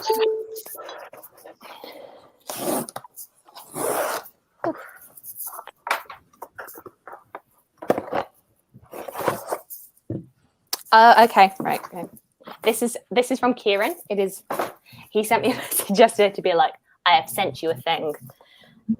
And I've never heard of this before in my life. Okay, this is The Juniper Tree by Barbara Cummings. I've not heard of this. Do you know that? I love the original myth. It's documented by Hans Christian Andersen, maybe. But I designed a dress around that myth. But the juniper tree is the one where she like cooks her son into a pie, and it's horrific. It's got cannibalism and stuff in there. I think that's the original myth, but that sounds maybe like a retelling, or either it's taking the title of it. But yeah, I think it sounds something like that you'd enjoy. It's very kind of maybe fairy tale. It does say fairy tale. Yeah. Yeah. Bella Winter has hit a new low. Homeless and jobless, she is the mother of a toddler by a man whose name she didn't quite catch. Her once pretty face is disfigured by the scar she acquired in a car accident. Friendless and without a family, she has recently disentangled herself from a selfish and indifferent boyfriend and a cruel and indifferent mother. But she shares a quality common to Barbara Cummings' other heroines, a bracingly unsentimental ability to carry on. Before too long, Bella has found not only a job but a vocation, not only a place to live but a home and a makeshift family. As Cummings' novel progresses, the story echoes and inverts the Brothers Grimm's macabre tale, The Juniper Tree. Mm-hmm. Will Bella's hard-won restoration to life and love come at the cost of happiness of others? Mm-hmm. So is she baking somebody into a pie in this? Well, I think in the original Grimm tale, basically, it's this downtrodden woman, and the husband kind of treats her like shit. And I think to get revenge on her husband, she kills their son and feeds it to him. From memory, my memory cannot be trusted, just as a forewarning. But that's vaguely what I remember. It's kind of like a revenge sort of story, and that's what I remember from it. Why is this a feature of so many stories? Too many stories include people being baked into pies. Maybe. Yeah, it's like it was an old like folk song, I think. Juniper Tree. Let me find it. Thank you, Kieran. I just don't know anything about this. This is why he always sends me books that I get them, and it's really fun. Because he sent me this Everything Flows, which is the last one of the books that he sent me about a month ago that I still have to read. And this is meant to be about the Russian gulags and somebody who was a prisoner. And it's meant to be very, very harrowing. And I need to read it.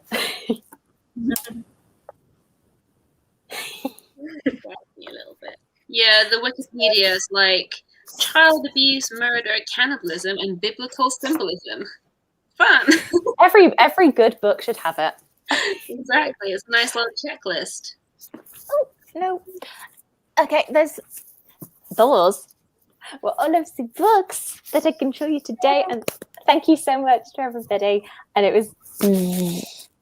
I am not worthy at all. Stop. And coming to a whole video near you soon, even though we've just done the min thing. It's fine. Because I also got myself a couple more books, so it's fine. I just looked it up, and there is a song that goes with the book, and it's quite prescriptive, the lyrics. It's, my mother, she killed me. My father, he ate me. My sister, little Marlinshen, gathered together all my bones, tied them in a silken handkerchief, laid them beneath the juniper tree. Quit, quit, what a beautiful bird am I. So have fun with that. Fun. Just have it on. This is not where I thought we would end up. It's Kieran. It's sewing divisions all again.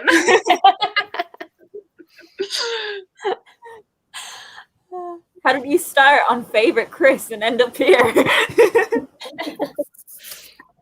From memory, though, it is quite an enjoyable story. It's interesting, to say the least, anyway. Yeah. Last time I read something that was people baking children into pies was Titus Andronicus, and that was a lot. That was a lot.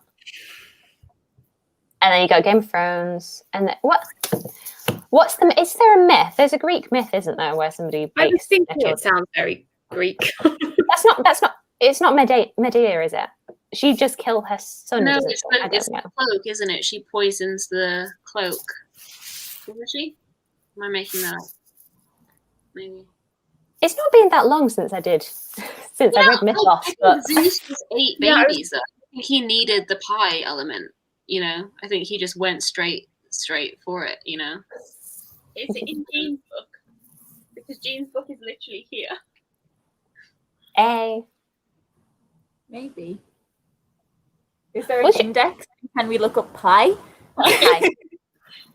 Click into a pie. Okay, wait, no. Let's have a look. No, I was thinking, was it the Two Sisters? Which is what Titus Andronicus is based on. There is no pie. Uh, The index. okay. There are two sisters. There are two sisters, and the husband ends up raping the sister-in-law and cuts out her tongue. But she's able to write that what happened to her to her sister. So they end up, I think, killing the married couple's son and giving it to the husband. I'm sure that's what it is, and I can't remember who it is. Googled Two Sisters Greek pie, and I'm just getting recipes. Okay, Greek. Yeah, no, that's right. Chronos' children, I'm sure. That sounds right. And Zeus, they all have Procne and Philomena. It's like an offering, and it smells really good, and then it's his son, or something like that. It is Procne and Philomena, I think. I'm sure. we're all doing our separate research. Where is Jean when we need her? Their children. Jean popped up on my TikTok today. I was very shook because I don't follow any bookish people, and I was like, the algorithm knows me. It's very weird. I'm on the Philomena Wikipedia page, and I tried to control F pi, and it didn't work. Oh, Why can't my life be easy? Cook? I feel like Maybe it's not that. I don't know. I'm sure there's a thing Someone where needs to do a recommendations video of people being baked into pies now. I feel like we've talked about it. To not follow up. very niche. including that episode of Game of Thrones. That's the other one. Ugh. I knew where that was going. I knew where that episode was going. It got me. That was very Okay. How did we? It was the book. It was the book. That's how we got here. Oh gosh. I'm on my work laptop as well. I probably shouldn't do that. Definitely going to get put on some kind of watch list now. Leanne, we have questions about your online activity. This is not where I thought we were going to go. Why did you Google Chris Pine 3 times? Oh, phew. That thing. Okay. Oh, okay. I hate myself. I'm going to leave. Don't Google that. Don't Google that. Okay. Rein it in. Rein it in. This is what I'm meant to be doing. I'm the host. Okay. So do we still want to do Enneagram-based book recommendations? Do people have anything for this? I can't think of it.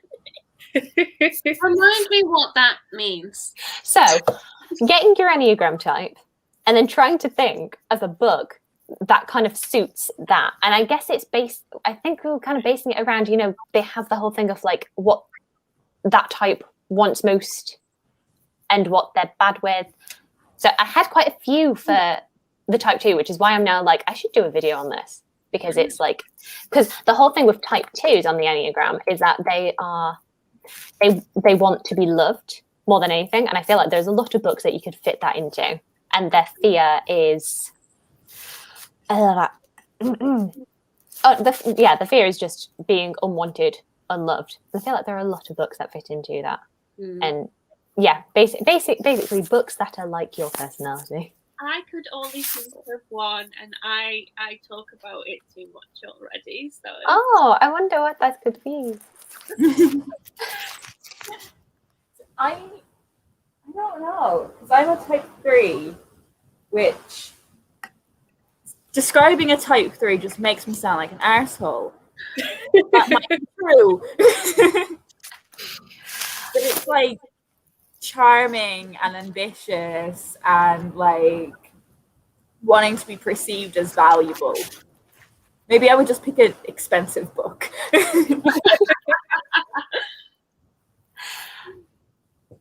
Yeah, I was really offended by my Enneagram type because it said that I'm a overdramatic special snowflake, and I was like, I'm not sure that that's true, but it might be a little bit true. What type is that? After you were offended by it. Yeah, I know. I don't think I'm like wildly different from like everybody else, which is apparently the thing about type 4s, is that they think they're like different from everybody else. I'm like, I'm not sure that's true, but like a lot of it actually did add up, and I was like, oh, okay, then I guess that's me. If it helps, Sylvie, I'm a 2 with 4, and I think it's very accurate. Together. I'm doing probably the world's quickest test right now to determine which one I am. No, mine came out as a 2, and it like there were other things that were kind of close, but it was pretty definitively a 2. So basic desire to feel loved, and basic fear of being unwanted, unworthy of being loved. They are generous, demonstrative, people-pleasing, and possessive at their worst, which is absolutely, absolutely true. I am not. When I'm in my people-pleasing phase, I am not a good person. Because it's good if you're getting the receiving end, but like for me, it's not a good mental space to be like, what does this person want from me? So yeah, I feel like there are like good books on the like being possessive, people pleasing, like the negative side. I feel like you've got stuff like Stay With Me, Ayobami Adebayo, where it does get very dark very quickly because she wants her husband's love and to be like the only source of his affection. So I think that was quite a good one. But my main one for it was my main one for it was Wives and Daughters by Elizabeth Gaskell, because she just wants to be like appreciated and loved, and it takes a while for people to like get to realize how great the main character Molly is, because she's quite unassuming, and then everybody realizes like towards the end, oh, she's great, she's always there, and she's always being very loving to all of us, and we don't always appreciate her. And I feel like I was just reading it like, yeah, Molly, get it. Can I make a prediction about Anna? I think Anna's going to come out as a 1. I don't know types well enough. Leanne is definitely a 3. I was just thinking about it. I don't think I'd have put Charlotte as a 2. But I was like, what would I have put her as instead? I think I'd have said Charlotte was an 8. I need to look these up now. It's an 8. Or a 5. I'm just trying to look at my shelves now and see if there's anything we can Think about other people. Shannon I'd have down as a 7. I think Aoife came out as a 2 as well. Oh.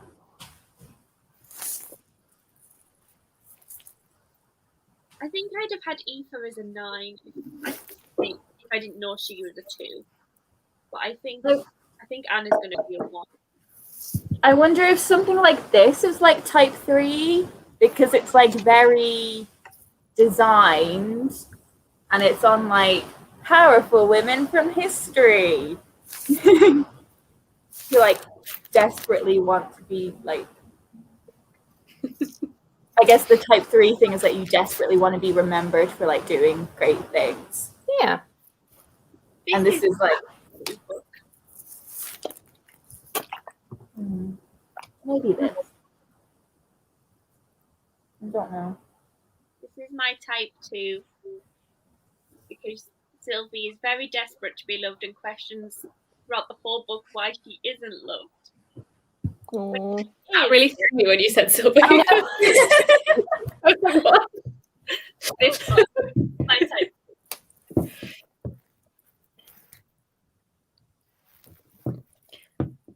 I feel so tense about what finding out Anna's result is. I think she'll be a 1 with 5.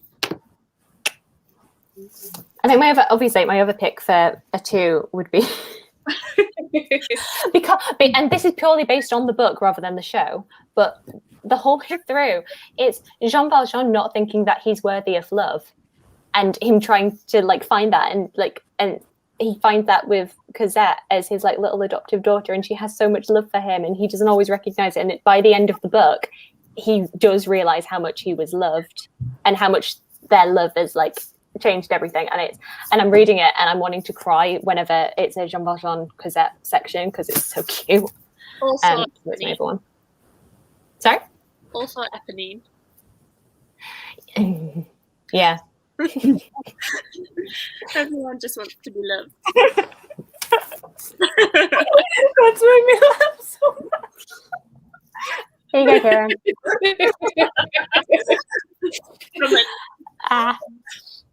We haven't been talking about it this whole time.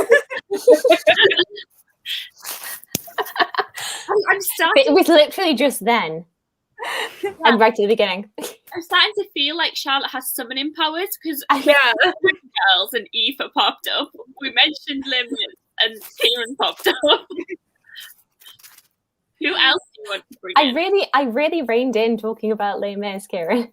They can attest to this fact. I've barely spoken about it. I've gone on a couple of Empress Matilda rants and history rants, as you'd expect, but I've not just been talking about Les Mis. Does this mean that Kieran wasn't here when we talked about everything to do with his present?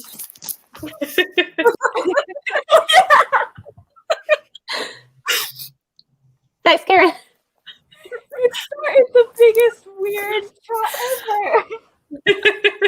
ever. Also, the results are in. Oh. Yay. I'm a 6. Ooh! I don't know what this means. But It's, Did anyone see that?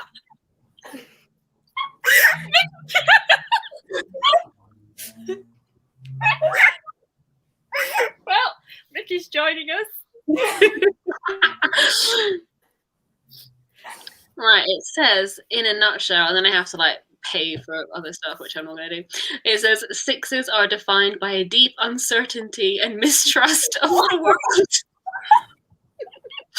These uncertainties are often difficult for 6s to understand and describe, and they might give up on any attempt to verbalize them and instead succumb to worries. I feel like I'm being very called out. Some might call the 6 neurotic, and there's certainly a propensity towards anxiety and self-doubt. Aww. I'm sorry to have done this to you for the fine. sake of a book recommendation. It's nothing I didn't already know. I would like to defend myself. I said 1 or 5, and if you add them together, it makes 6.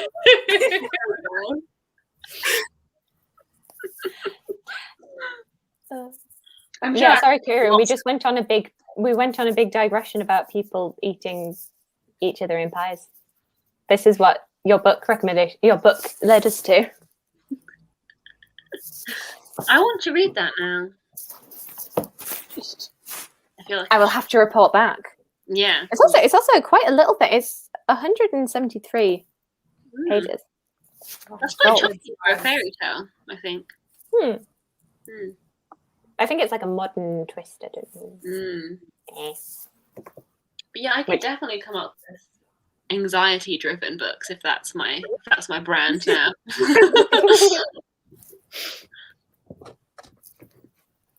Just looking at my shelf. I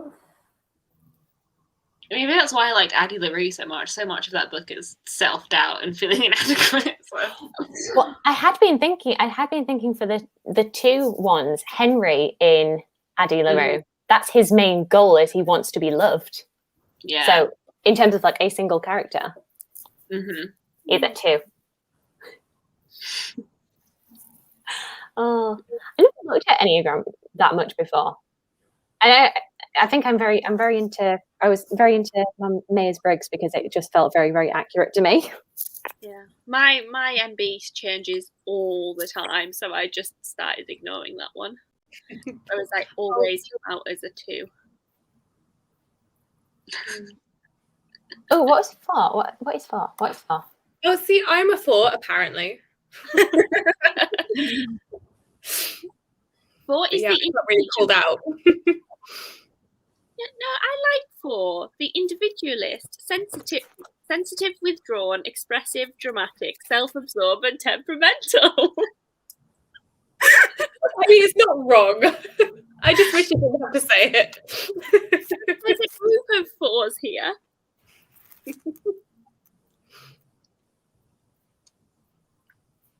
You know, And it was another. the mental bit that really like got to me. But it's not wrong. Leanne is the success-oriented, pragmatic type, adaptive, excelling, driven, and image-conscious. I'm successful and fit. What are you going to do about it? And then Anna is the loyalist, committed, security-oriented, engaging, responsible, anxious, and suspicious. I think that means you're suspicious of others, not that you're suspicious. Oh, God. This is taking a very dark turn. Shannon, bring us back. Bring us Shannon, back. what's Shannon's type? Shannon, what's your Enneagram? We've definitely had this conversation, but I wouldn't remember what anyone else is. Oh. I was kind of hoping she was going to say 6/7, 6/9. We've not had any numbers that high before. That's a 9. Easygoing, peacemaker, easygoing, self-effacing, receptive, reassuring, agreeable, complacent. Basic fear of loss and separation, basic desire to have inner stability, peace of mind. They are accepting, trusting, and stable, usually creative, optimistic, and supportive, but can be too willing to go along with others to keep the peace. They want everything to go smoothly and be without conflict, but they can also tend to be complacent, simplifying problems and minimizing. They typically have problems with inertia and stubbornness. Does that sound right? That's your In terms 9. of like the flaws, they're quite nice flaws, you know? Yeah. Like, oh, you want people to get along. Not self-absorbed and temperamental.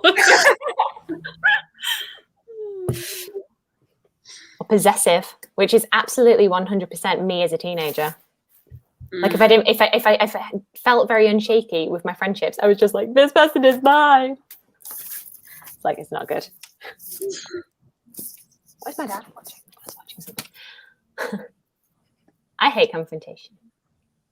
I also hate confrontation. My 9 came out quite high as well, to be fair. So. My job is confrontation. I don't mind a scrap. I would definitely have you two in for my fight. You don't want me in for a fight. I think it depends who I'm fighting with. I'm just like, not worth it, not at all. But like, if it's someone that I trust and they genuinely have like a bad take on something, I'm like, no, I will explain why you're wrong. Listen. I would be like in a physical fight, but I'm very good at talking people down from a fight. So I'd be the person there who's just talking to somebody like, but what do you think this is going to solve? See, And I then would forced to talk to me, and then they get bored and walk away. Rowan, I'm worried what your frame of reference for this is. I'm scared.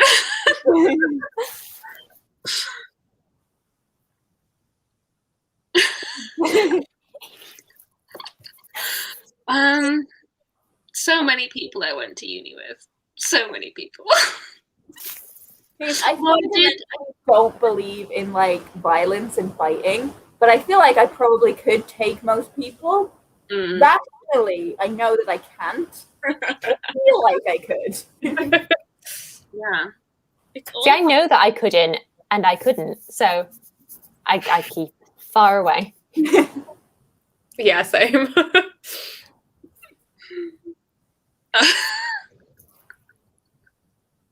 What?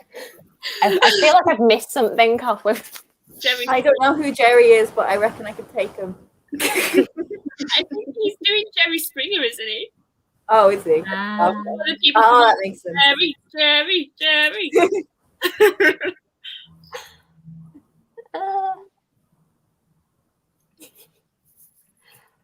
Which my parents were on.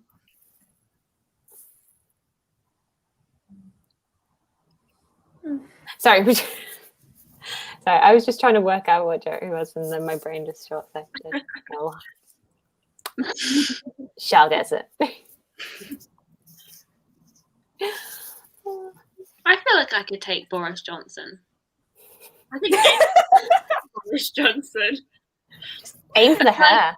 I feel like I have enough rage. Also, Matt Hancock, throw him in there too. I think I could take them both. Yeah, I think the pure like rage would see Yeah, you I through. could use Boris to knock over Matt, and I feel like I get 2 and 1. Just make them all fall like dominoes. Yeah. I do. Yeah, I feel like we all read so many YA novels where they took down the government, and I'm just like waiting for people to show up. Where are you all? Come on. Come on.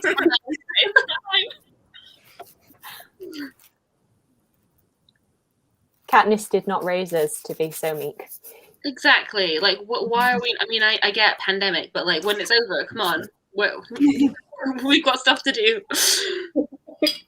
But then, I mean, the alternative to the Tories is Jeremy Starmer. Yeah. That's just like having somebody as like knockoverable as Matt Hancock. So Yeah. No, yeah. Need one of you lot to run. Anyone? What? Who's up for it? Who's up for running? Running? I got Running. I should stand for councillor, which I know isn't the same as an MP, but I feel like I could do it. I feel like I could run the country. I think the attitude is half the battle, honestly. I mean, My yeah. type 3 is showing.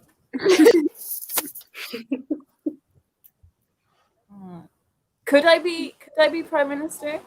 I'm foreign. Am I allowed? I think we need you to get in there and just shake things up a bit. Like, who cares about the details? I can do that. I would vote Larry the cat for Prime Minister, to be fair. I love Larry. I mean, literally anyone could do a better job at this point, surely. Is Larry the cat a permanent resident? I think so. He's the official mouser. He has So a he comes to Wikipedia the house. page. I think he is the cat. He is the Downing Street cat. I don't want the cat. me? You're not welcome to live with me anymore, Leanne. No, I need to.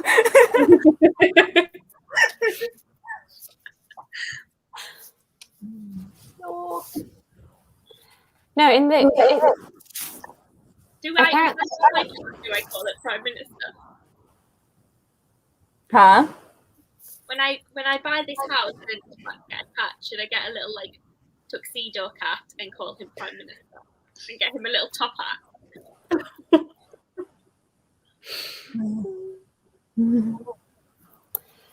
oh. Why am I Well, have you had a nice tired. birthday party? I have had a very nice birthday party. It's been very nice. I feel tired because I'm like because I got so excited this afternoon. I was like doing my jobs and I was just like doing stuff later. But the party would only just be starting. Sorry? Pre-COVID would only just be starting. I know, that's so weird, isn't it? Like now I'm like, okay, I'm tired now. Whereas if it was the real world, we'd only just be like going to a place now. I mean, it does depend because it is me, and I am very boring, and I don't like. So it would probably be very similar to this, and would be inside and probably like watching films and eating. Oh, the dream. I'd have been that annoying one who's like, "Can we go out?" Yeah. You know the kids don't open it. We can totally go. We could totally go to one of those like fun pop clubs where they do like 90s disco music. Pop World. Yeah, like Pop World. I was not allowed in Pop World in Derby. They would not let me Why? Who don't they let in? in. Well, you will actually agree with it. It was when Liverpool won the Champions League and I was wearing my Liverpool top. I can understand how that might cause some controversy. Went to I can't remember what it's called, but you might know it. The old people version of Pop World down the street. Fever. Fever. Getting hit. I never frequented Fever, but I know of it. Everyone else in there was in their 50s. There was a rather dodgy club in my uni town called Licked. And then it got shut down the first year we were there, so for a good reason, I'm sure. But yeah, my university clubbing days leave a lot to be desired, I think. I still believe that despite it not having the most happening club scene, Aberystwyth has the best named club at peer pressure. It's a pun. It's a club. What more do you need? I want to take everybody to Rock City in Nottingham when things go back to normal, because there is never a bad night in Rock City. Really, Rowan? I feel like we dodged a bullet. It's fine.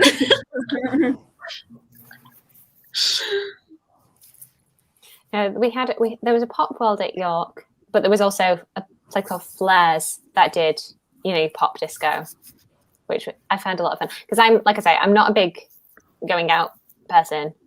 And I would spend most of the time in like the really dodgy, sticky bars, feeling really awkward and being like, what am I doing here? But the second that we got to one of those, I was like, yes, this is my thing.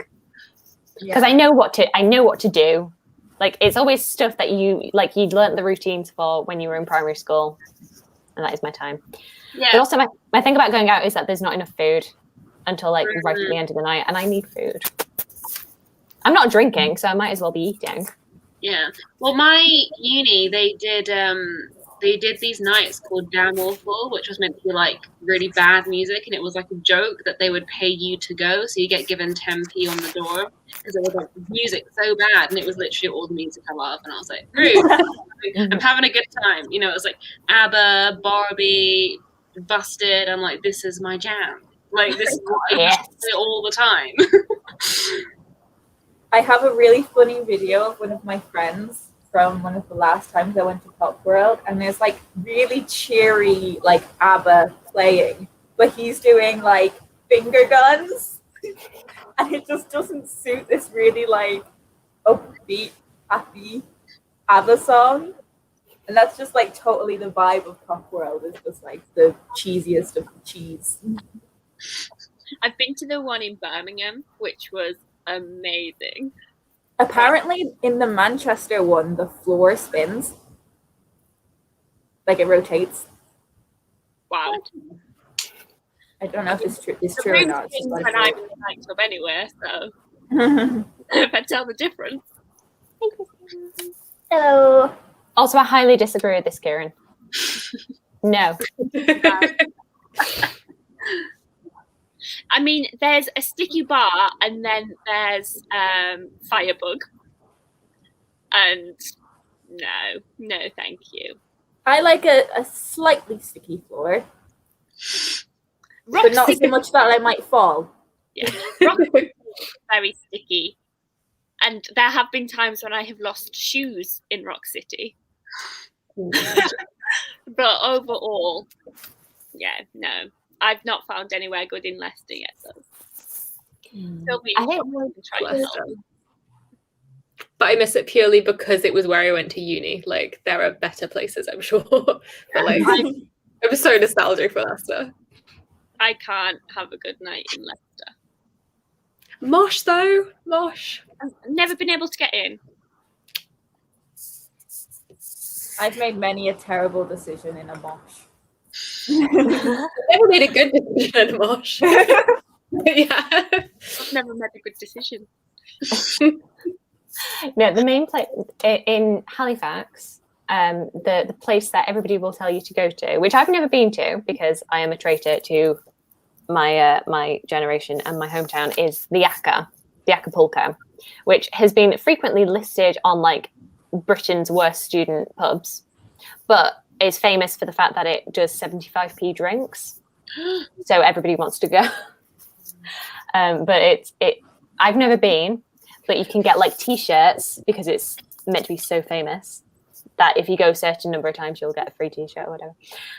But yeah, it's a bit of it's like Sticky Floor Central from what I've been told, and it's a bit crazy. And I know that I'm quite glad that I am going to be nowhere near there when things open up again, because it will be absolutely crazy in there. Oh no. As much as Too much. Really keen to get back into like a bar or a club or whatever, I'm gonna leave it for a little bit to let other people get it out of their system. Yeah, same. What sort of drinks was it at 75p though? Was it like? I don't know. I don't know if it's shots or if it's actual like. Was it just like BK and not? It Nice makes. Because if it's 75p Jaeger bombs, then I'm gone. Oh no, I've not done my research. I just know everybody tells me that it's a travesty that I've never been there. And also, the big place to go to when I was an undergrad at York was called Willow, which had a similar like cult following, and it shut. It closed down between my second and third year, and I'd kind of decided, in my third year, I probably do need to go to a few clubs and like get the university experience. So I missed out on doing that. But yeah, because I was never interested. I was not interested in my third year either, but I just did not go at all in my first and second. Yeah. My last night out before lockdown was a Taylor Swift club night, and I don't think it'll ever be topped. And somebody posted a video recently of like, they're like, best night ever, and I'm in it, and I'm like, hey. Because I was there. I think they were filming my friend because I went with one of my like that really just do close musicals, friends. and then I can sing along and know what's going on. They definitely have God. somewhere. A musicals club night would be elite. I'm ready for that. I guess we've got the theme for my housewarming party. Taylor Hey. Swift. Musicals. Sorry, I feel like my audio cut out, and I ended up talking over you. So I'm sorry if that was the case. I took over everything. Oh no. I don't know. I don't know what the Oxford scene is going to be like in terms of. I've been told that there are some really nice places to do. There's a really nice pub, and there's really nice places to do picnics. Is what I've been told by my friends who are down there. That's the vibe I imagine. I don't imagine it as like clubby. Yeah.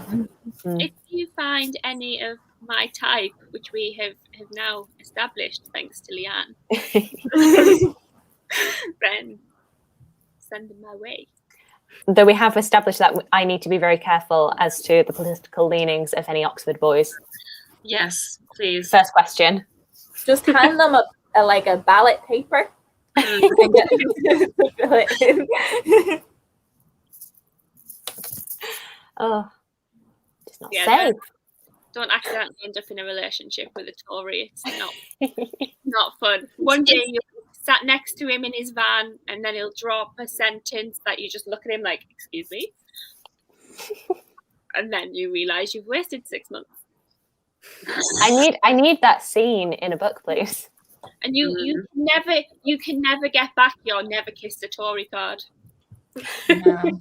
I haven't. Aren't you lucky? Bye, Shannon. Bye. Thanks so much.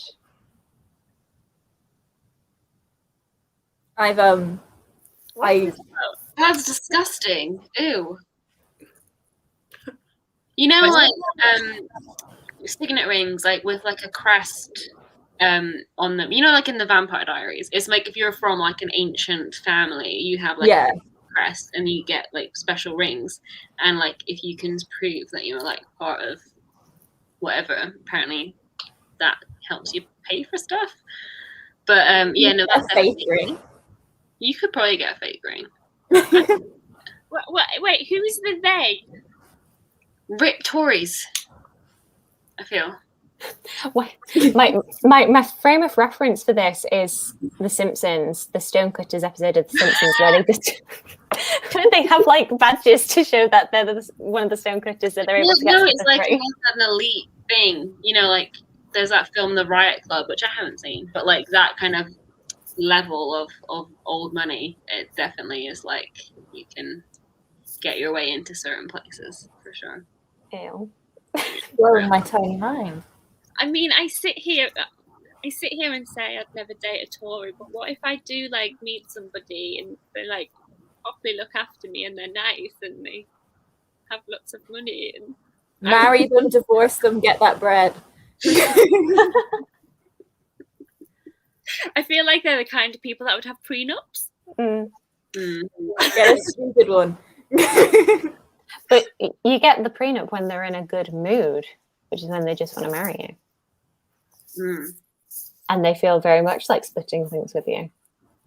These are not really my goals. My grandma used to always tell me to marry rich, and I always thought that was a really stupid thing to say. But the older I get, I'm like, Is your grandma like Aunt March? yeah.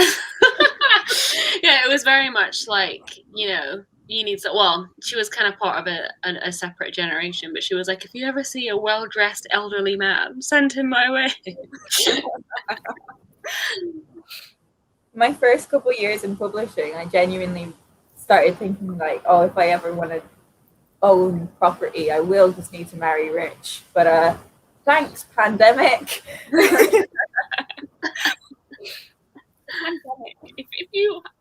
If you were employed and lucky enough to not be furloughed, the pandemic has been very helpful.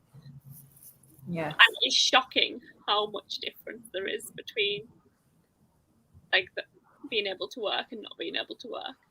Yeah. Crippling mental health, but you know, it's easier to have crippling mental health than money. I would not be buying a house if it wasn't for the pandemic. Hey. No, if I could have only gotten my job like 12 months earlier, then I could have saved so much money.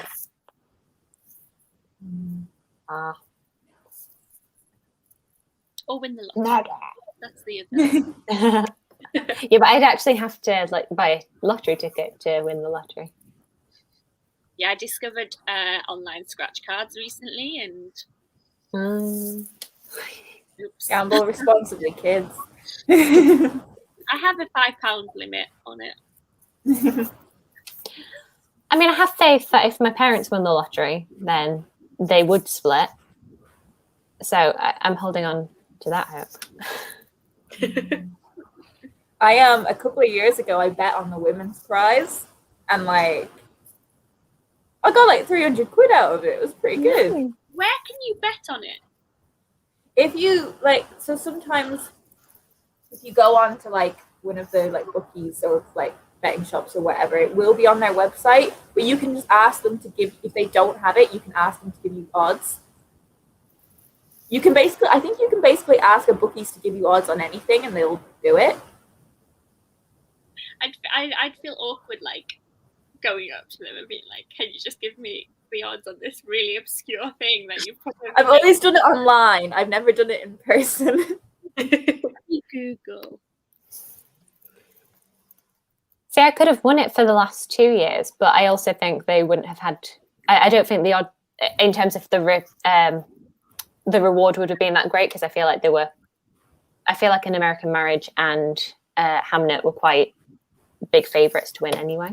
I think I got American Marriage at 10-1, and I put 30 quid on it, which at the time was a lot for me because I was like doing my masters and broke. But I felt that confident. Oh, I have discovered a whole new world. First, I did put a bet on Will and Kate's second baby being called Charlotte. I should have done that. Oh, I was very excited that day. Diana. 3-1. It's not every day that a princess is named after you. I've gone down a rabbit hole now. Thanks, Leanne. I'm sorry. Once again, gamble responsibly, kids. There's a page on the William Hill website for the women's prize, but there's like no options. Maybe there would be like closer to the... I'm gonna keep my eye on that. I couldn't do it last year because I didn't think it would be... I didn't think I'd be allowed, but this year, I can. I know my ex's dad bets on Leicester to win the Premier League every year, and it's always like 50 quid. So the year they did win it, he got like 2.5 grand. Wow. Wow. I was in Leicester the year that they won it. It was insane. I think it was my 3rd year. It was really, but then I remember, I think like the evening that everyone was celebrating and going insane, I had an essay due. So I was in the library and I could hear the entire city around me. I was really trying to finish like my final piece of work for my degree here. Like, could you please be quiet? And then the next day, me and some friends were driving out of Leicester to go and do, I think we were going to like the Harry Potter studios or something as like an end of the year celebration thing, as like everybody else in the world was driving into Leicester. It was like a very strange experience. Did not care about the football. But yeah, no, it was weird. I remember I was out the night they were promoted to the Premier League, so that was like my first year of uni, and they were all assholes. Oh.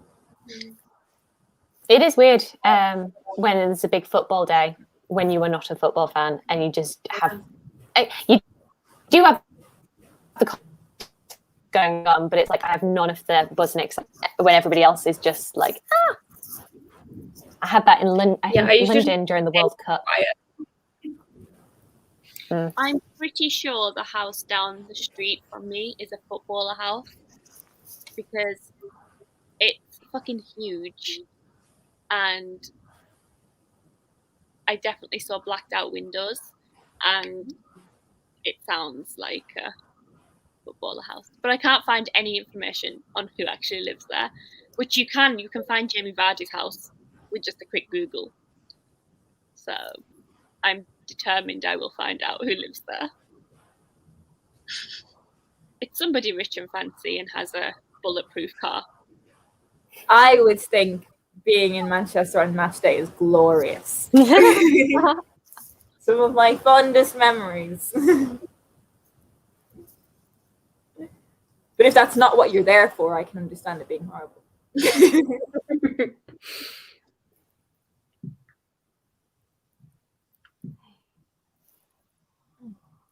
I'm so sleepy. I'm like an old lady now. I know.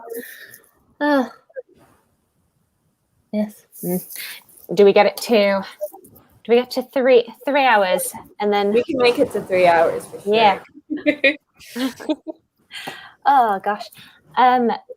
It's like, what was I gonna say? Have you seen all them reading sprints that go on for like 8 hours? Oh gosh. I don't know how they do it. I'm so impressed. Like you just sit in front of your ring light and your laptop for 8 hours as well as work. Nope. This is a good point. I understand your point. Me and Aoife and I are doing sprints tomorrow at 5 o'clock, and we were talking about like how long should we do them for, and we were both just like 2 hours. Yeah. Because you get to that point and you're feeling a little uncomfortable, to be honest. And it's like, it's great. I love being on the sprints in terms of chatting and reading, but I do just get to a point where I'm like, okay, I need to stand up. I need to like get some water, go to the toilet, get some food. You have to do something else with your day. Huh? You have to do something else with your day other than just sit there. I feel like in the ones that go on that long, though, I do see people like leaving during the sprint and then coming back with like stuff. So I feel like it's doable, but I mean, I prefer it like shorter and more productive rather than longer and like you're getting up and down and stuff. I'm in awe of the people who can do it because I'm just like I wouldn't. Yeah, no, I don't have like. I just like I get to a point where I'm like, I don't want to be perceived any longer. You know, I want to just be for a minute and like not worry if like the angle is weird. You know. It's a weird like use of your mental energy when you're doing something like that. Even when you're just like filming normal videos and it's not live, you're very aware of that kind of thing. It's different to like just being on Skype because that's not recorded. You know, it's like you can't just be like, oh, I've done something weird or I've moved in a strange way and now like you can see out my dress or whatever. Do you know what I mean? It's like you can't just. Well, if you're on a video call with someone, like it's over when the call's over. But like with sprints, it's like it's recorded. So if you do something stupid, it's like it's there on the internet. It's forever gonna be there that we talked about eating children in pies, and then Charlotte was attacked by Mickey Mouse. Like, it's always gonna be there. It's just very sinister, doesn't it? And I mean, we do have information on us. From if the government ever decide to prosecute us for saying about beating up Boris Johnson. So no. Start doing every negative comment is a conspiracy.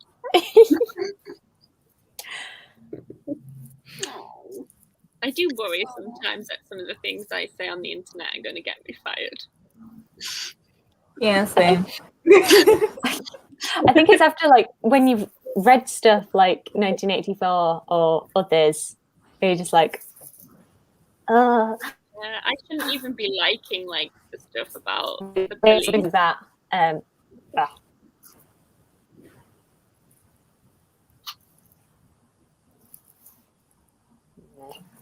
What was that, Charlotte? But I shouldn't even be liking about the police. So kind of like the amount of times I've liked something and retweeted something recently and then be like, shit, I'm not allowed to do that. And then I think, fuck it, it's against my morals. Exactly.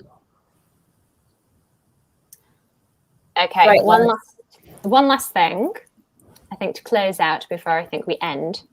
I would like to know something bookish. I would like to know what you're currently reading and what's a book that you just want to tell everybody about. And we'll go round the top, so. Or whoever wants to say it first, really. It might be. I have 12 pages left. Oh, Leanne can go first. I've talked enough. I'm currently reading, what's it called? The Importance of Being Aisling, which is a total, like, cozy, very, very easy, don't need to think very much contemporary women's fiction about a 29-year-old Irish woman who has just been made redundant and she's now just figuring her stuff out. And it's very nice because I don't really need to think when reading it. And a book that I would like everyone to read. I mean, I've spoken about it a lot, but Promising Young Women by Caroline O'Donoghue. It's just, I think I was reading it probably around this time last year. Yeah, it would have been because it was for the Irish Readathon. And I still think about it all the time and how it saw into my soul as a woman with issues. And I just, every Caroline O'Donoghue book I want to push into everyone's hands because they're great. That's me. Yeah.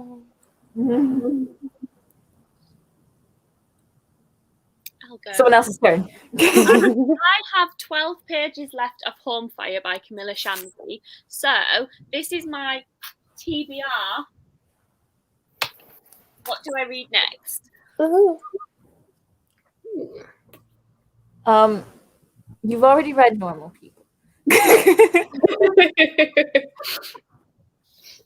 I'd be very interested to hear your thoughts on The Wonder.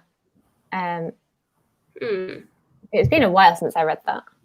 Also, Oh, it's a I'm going to book. vote for Grown Ups because I've never read a Marianne Keyes book, and I don't think you have either. So Oh yeah, and there's a lot of curious- buzz around that at the moment. True. curious to see One what you of think of it. two.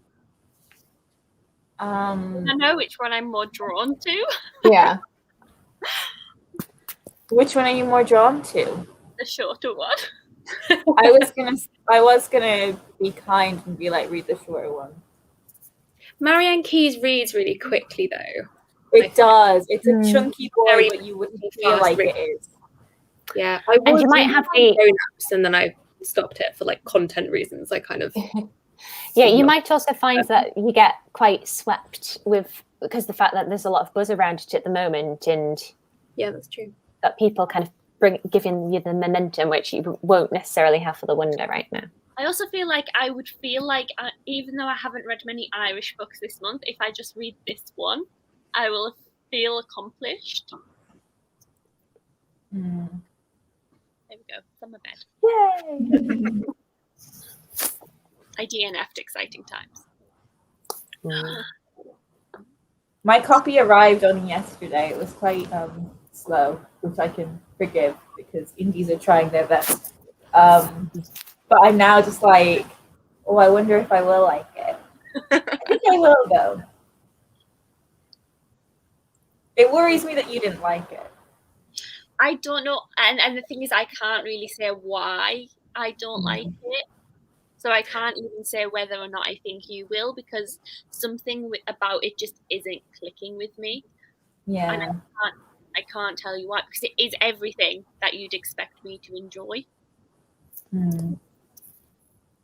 Sometimes it happens though.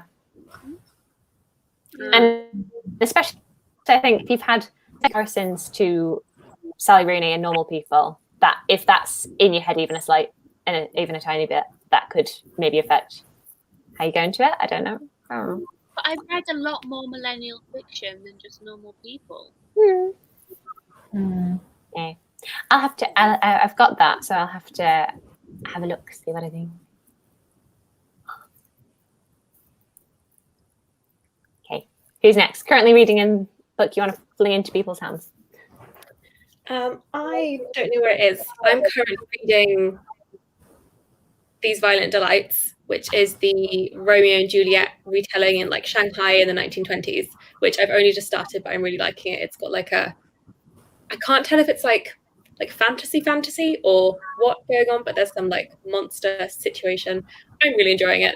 And I feel like I get credit from Shannon, even though she's not watching anymore, for reading a Shakespeare retelling.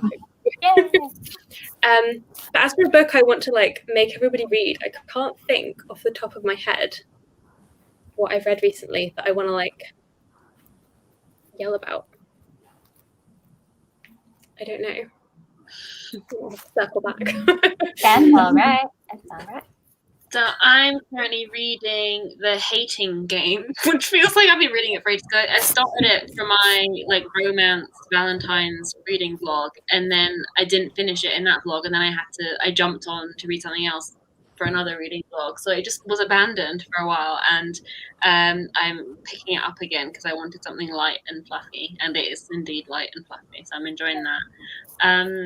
And the book that I always tell people to read is probably either The Cruel Prince, which Rowan is in the midst of and she's loving it and I'm very chuffed with myself, and Strange the Dreamer, which I always bug people to read because that's the last book that properly like blew my mind, like in terms of the writing, the story, everything about it. Charlotte, have you read it?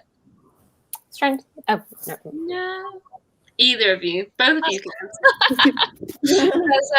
Because you were saying earlier about how you liked books about books, and the thread of Stranger Dreamer is that he is searching old myths and he works in a library. So it was like for me, like that was just like a book for people that love books because it's about myths and legends and the power of stories essentially. But it's a very good book. Yeah. Yeah, I would second that recommendation. I love Strange the Dreamer and all of it. It's beautiful. Amazing. Yay. Okay, so we know what I'm currently. Are you reading? Well, here it appears. The doorstop that is limit. Basically, I have. Okay, listen. But I've got about this much left, and I need to finish it this week because, as much as I love it, I don't want to be taking it down to Oxford when I've only got like that much left to read because I'll be really annoyed. So I need to get a move on and actually finish the book. Sorry, are there actually that many pages left? Or is So, there, like, giant appendix? right. Okay. Oh, notes. Notes start here. So there's this much. There's about 300 pages. 300? Yeah, about 300 pages. And to have you do. got a week? Yes. You can do it. Do that. I think I can do it. I think I've just been a bit bad at actually reading this past week. I did very well. I did very, very well on the last reading sprint that I was on. So part of me is like, do I go on it? Do I try and go on it if there's room? But also it's my birthday, so I feel like my parents might want to have me in the morning. So I don't know, because I get very productive on those reading sprints. They're really good for my reading motivation. But no, I'm loving it. I absolutely love this book. It is just the fact that it is a massive beast of a thing, and you know that when you're in there, you are committed to that and pretty much only that for however long you choose to read it.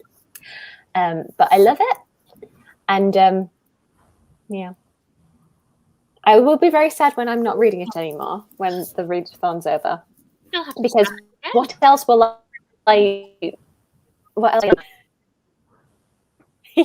The thing about Les Mis is that there are, of the little chapters that are in it, there are 365. So you could very easily treat this like a Bible or something and read one of those small chapters that are like 2 or 3 pages every day for a year. And that's your way to read Les Mis. And then in terms of, I think the 2 main books that I keep on like yelling to people about that aren't Les Mis are Addie LaRue, which I know Anna's very glad that I like. Look at the smile. I really got into that, and I honestly thought, you hear the hype about a book, and I was like, if I like that, I will love it, and if I don't, I'll just think it's the most overrated thing. So I'm really glad that I liked it. And then also Love After Love was really, really good.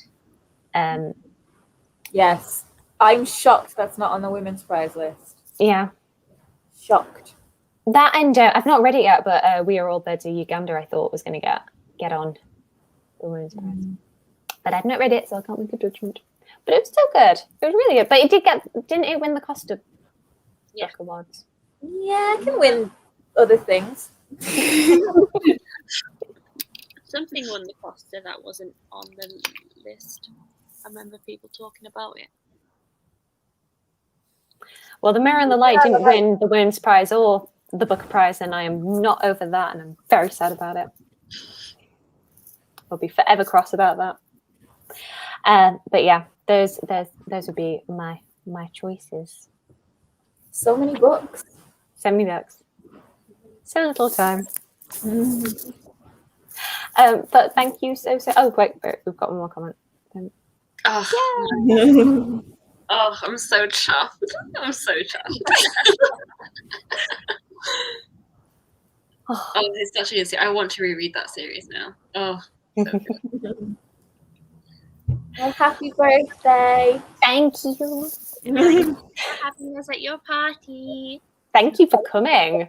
I know we talked about it like when you did your birthday live that we were going to have to pass them along, but I genuinely thought by the time we get to mine, people are going to be so over it and not care because we do the Sunday sprints. I was like, what do I have to bring to a birthday live show? What am I going to do? So no, I'm very, very happy that people wanted to come. and that there were people who actually came and commented, and it's all lovely. And thank you so much for my presents and for your. The best present is your presence, as people say. Because it's been lovely, and I know I've been saying today that it's very, very weird to think, like a year ago, I didn't know you lot, and I wasn't making videos, and it's just really lovely that.